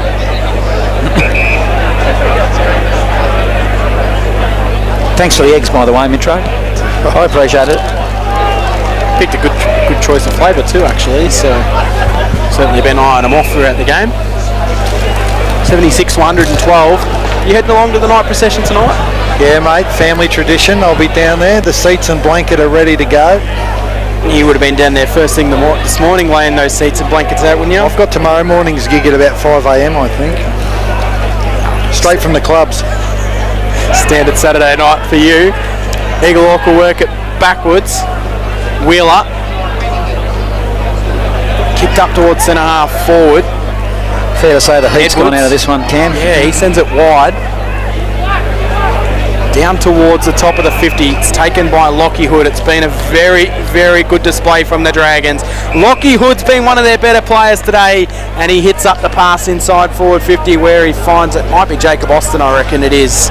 And he'll line him up 40 out directly in front. And it's going to turn into a bit of a statement win as well in the end. Well, Metro was the only one that picked him, didn't he? You were the only one that went with him. I actually tipped this margin, but the other way around. The other way around, you did. Look, you run forward now if you're Eaglehawk, so if the ball turns over, you're dead in the water a little bit, but you learn a lot from it with your ball movement now. You take some risks and see what happens. So Austin comes in, he goes for goal, and the goal umpire has to work a little bit too much, unable to add to his tally. 2 goals, 2 for Austin now. 76 plays 113. Noah Wheeler will bring it in. But you'd be happy being Sandhurst. You bank an early win. You come away to an aggressive away side, an away crowd. Get it in the bank. Ty Evans received on half back. Now he'll play on for Eaglehawk. He's got Jack Thompson. He's got 2-on-1 though. The ball will spill. The direction of McNamara. They've been good. Matty Wilkinson on the end of a handball. He ran on. McNamara gets collared. He does. Advantage is played to Wheeler. Eaglehawk. He'll quickly send it inside forward 50 in the direction of Thompson. Thompson runs onto the foot. He couldn't quite grab it. Ball spills direction of Free now. Free for Sandhurst. Juggled it as he picked it up and put it over the boundary line. I've got one for Metro. Sorry, lads. How much does this mean to Sandhurst getting one back after last year's grand final, you think? Oh, look, it doesn't atone for that, but what it does, you're playing against a team that's touted as going to be the best in the competition, flag favourite, and it knows that what you're doing is stacking up to the best in the comp. They won't be looking too far ahead or, finals and all that sort of stuff, but all your processes, your structures, are they working, are they not? Were we winning contested ball? All that sort of thing you look at, and it's stood up today. Sandhurst now off half-back have got possession. A long high ball up the chimney. James Coughlin dropped a mark for the Dragons. Spills. Sam Thompson dived in at the bottom of the pack. He battled hard. He's halfway between centre and half forward for Eaglehawk, and umpire Carter will throw it up. That he will. Umpires have been pretty serviceable today, I think. Haven't really noticed them at all, which is always a good sign. Sending up from goal. Bit of experience and younger experience out there. David Carter. Next week we head to Harry Trott, Cameron, so that could be interesting as well. South Bendigo and Gisborne. South Bendigo, Gisborne, and then Castlemaine, South Bendigo the week after that. So plenty of looking at the Bloods over the next few weeks. Inside forward 50, we go here again. Kangaroo Flat play Castlemaine, I think, next week. So a couple of interesting games. That they do. Looking forward to South Bendigo, Gisborne. I believe they had a cracker last year here, didn't Eaglehawk, Castlemaine? They did. Castlemaine gave Eaglehawk a real fright. I think they beat them by 1 point, didn't they, down at Castlemaine? Was that the year before? Might have been the year before. No, they definitely beat them in a game at Castlemaine in a really wet, torrid conditions. It was more of a lake than it was a football ground that particular day. I remember that one, Johnny. Lewin Davis has been caught holding the ball across half back. As we tick down to full time in this one, the Dragons have put on a clinical performance this afternoon. McNamara has it. He'll chip backwards further. And they're just playing keepings off footy now, the Dragons. McNamara gets a couple extra kicks to his tally. And the movement's really gone out of this game. Kick down the line was really good. Mark taken by Keating. Copped a little bit of treatment by Heath. All is fair in love and warfare. Is that the saying, John? Almost, Cam. Something like that. He'll go backwards, McNamara. His stats are going to look good at the end of the day. He's had 4 possessions in the last 20 seconds. Connick. Backwards again. In defence, Free. McNamara. Stat padding again here, Metro. That's 5 in 30 seconds for him. Lockie Hood's had a lot of it. Close to best on, I reckon, for Sandhurst. Yeah, I would be looking at Lockie Hood in terms of my best players, that's for sure. No award today, but Wayne Mitrovic will still get you to pick your best player on the ground at the end of this one. Give him a chocolate egg, perhaps. Yeah, there's one left. They'd want to be quick around here, I'll tell you. Who's going to get it? We'll find out very shortly. 76 to 113. Umpire right in front of us. Thank you, Cameron, giving it to me here. Don't need the binos. Tremendous viewing position we've got here at Canterbury Park, famous Canterbury Park. We thank the Eaglehawk Football Club, Gerard Isley, for setting it up for us. All the clubs seem to look after us in the Bendigo Footy Netball League as contest at ground level. All tied up. We'll do it again. It's good getting amongst the people here at Eaglehawk, isn't it? Really adds to the atmosphere of the day. Henry Edwards, interesting, I noticed earlier, but he's got the cream on the nose, the zinc cream. Sun's been out all day here. Nick Stagg, that was an awkward, I thought it was a throw, went to Hood. Hood went to Connick. Connick for the Dragons, inside forward 50 now. Spills to ground level, diving in after it. Who's been serviceable, he showed a bit, I reckon, Austin this afternoon up forward. He's got a little bit of height about him as the ball spills towards the boundary line. Eaglehawk tapping it and just barrelling it along there. Just killed the footy, 113 playing 76. Local footy, the place we want to be. It's Fresh Live. certainly a good turnaround from Sandhurst. They've shown that what happened at the end of last year is not going to hold them down this year at the moment. A little bit of early rust for Eaglehawk with a few new players floating through the side. Free kick holding the ball, so Howard's going to receive the free kick, 50 out from goal. Have a shot, son. You reckon he can kick this far, Wayne Mitrovic? Another one probably on his limit late in the game, or he doesn't want it. He's given it off to Keating. Wow, Keating from 55 goes bang and just misses to the right hand side. It looked good off the boot. Yeah, they all know which way the wind's going, and they stick in on the side. Maybe they need to stay in for the middle. Might go through. That goal umpire's had his work cut out for him today too. That was a lovely strike though. That ever since he fell over, the goal umpire. It might have been the other one. Donnet goes for Eaglehawk, but he's maybe he might get the egg. Yeah, he might. So not like that umpire, all those years ago that pretended to. What was the? In the AFL and the flop. Talking about, in the old white back in the day. Eaglehawk sharing around in the back half. The heat has definitely gone out of this one. Jack Thompson receives, Ben Thompson rather. Ben Thompson, then he gives it to Sam, his brother, who ran shotgun. It was a handball. Kicked it down to Sam O'Shaughnessy, went to the back door. Mills might have got one in the back. He did for Sandhurst. So Darcy Mills, another serviceable player for Sandhurst. He's been around a couple of years now. He goes 15 metres backwards in order to go forward. McNamara again.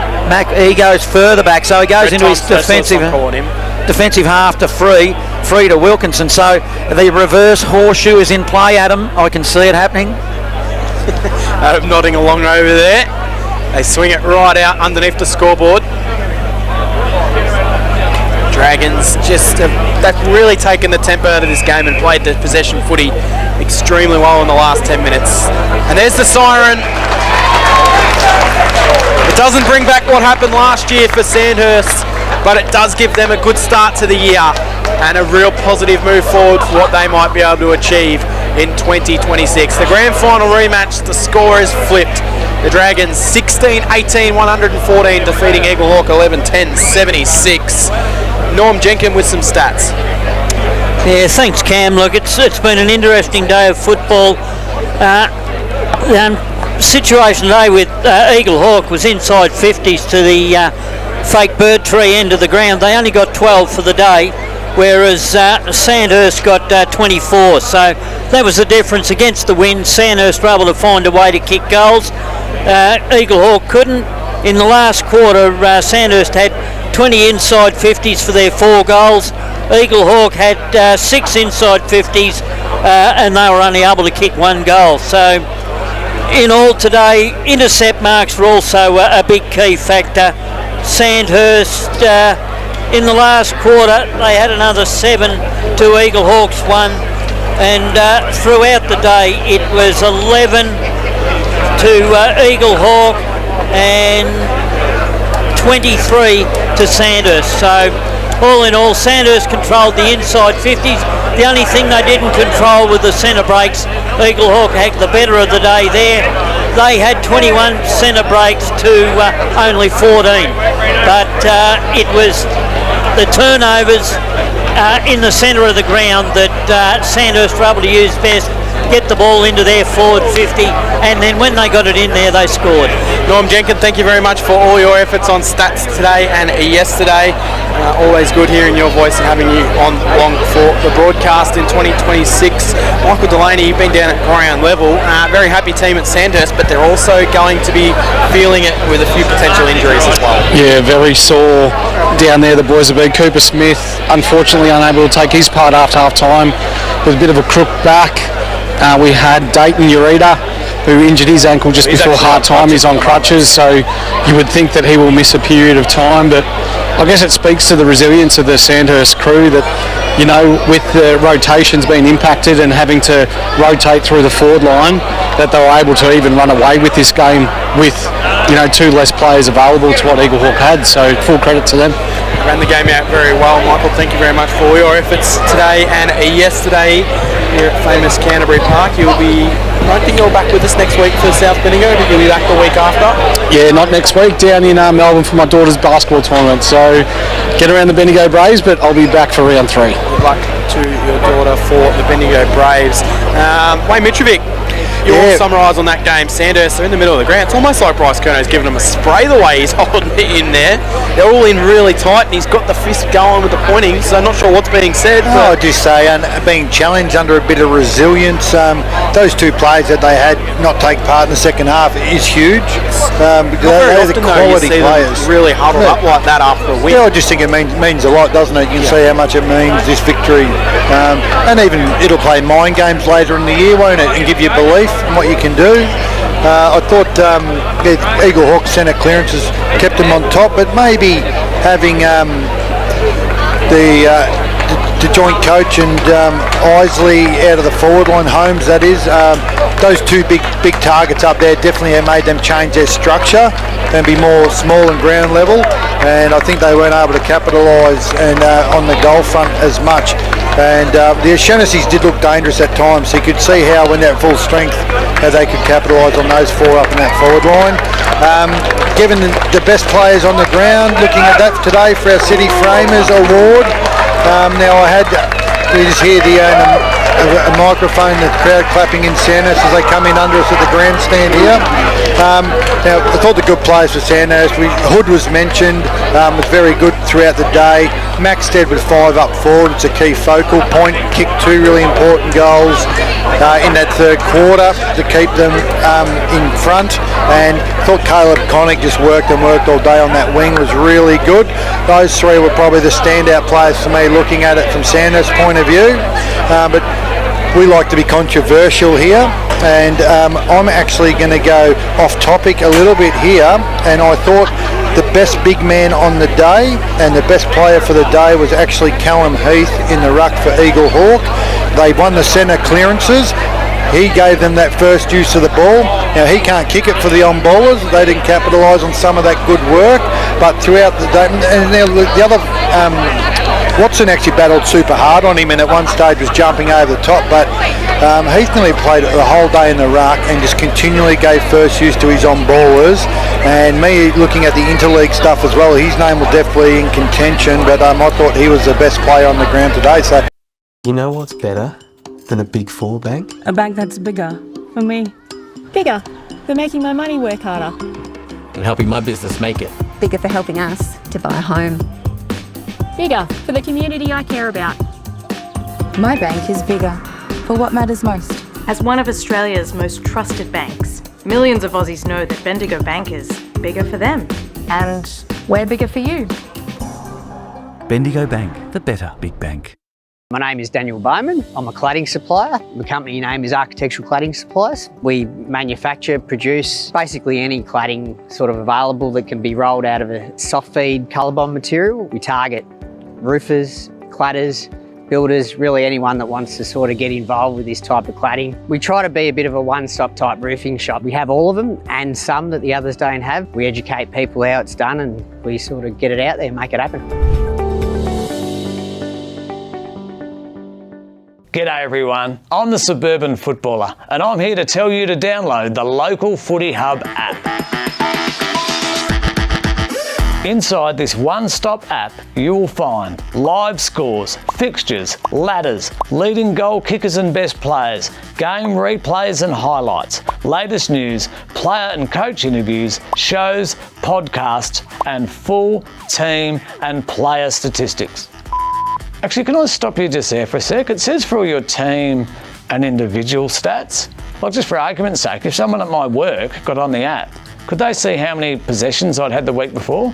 Oh, they can. Oh, I reckon, like, do you really need that? Footy's a team sport. Who cares about individual statistics? I reckon the rest of the app is great, can't fault it. But just get rid of that individual statistics bit. I mean, who cares? Download the Local Footy Hub app. Everything you need, all in one app, including individual stats.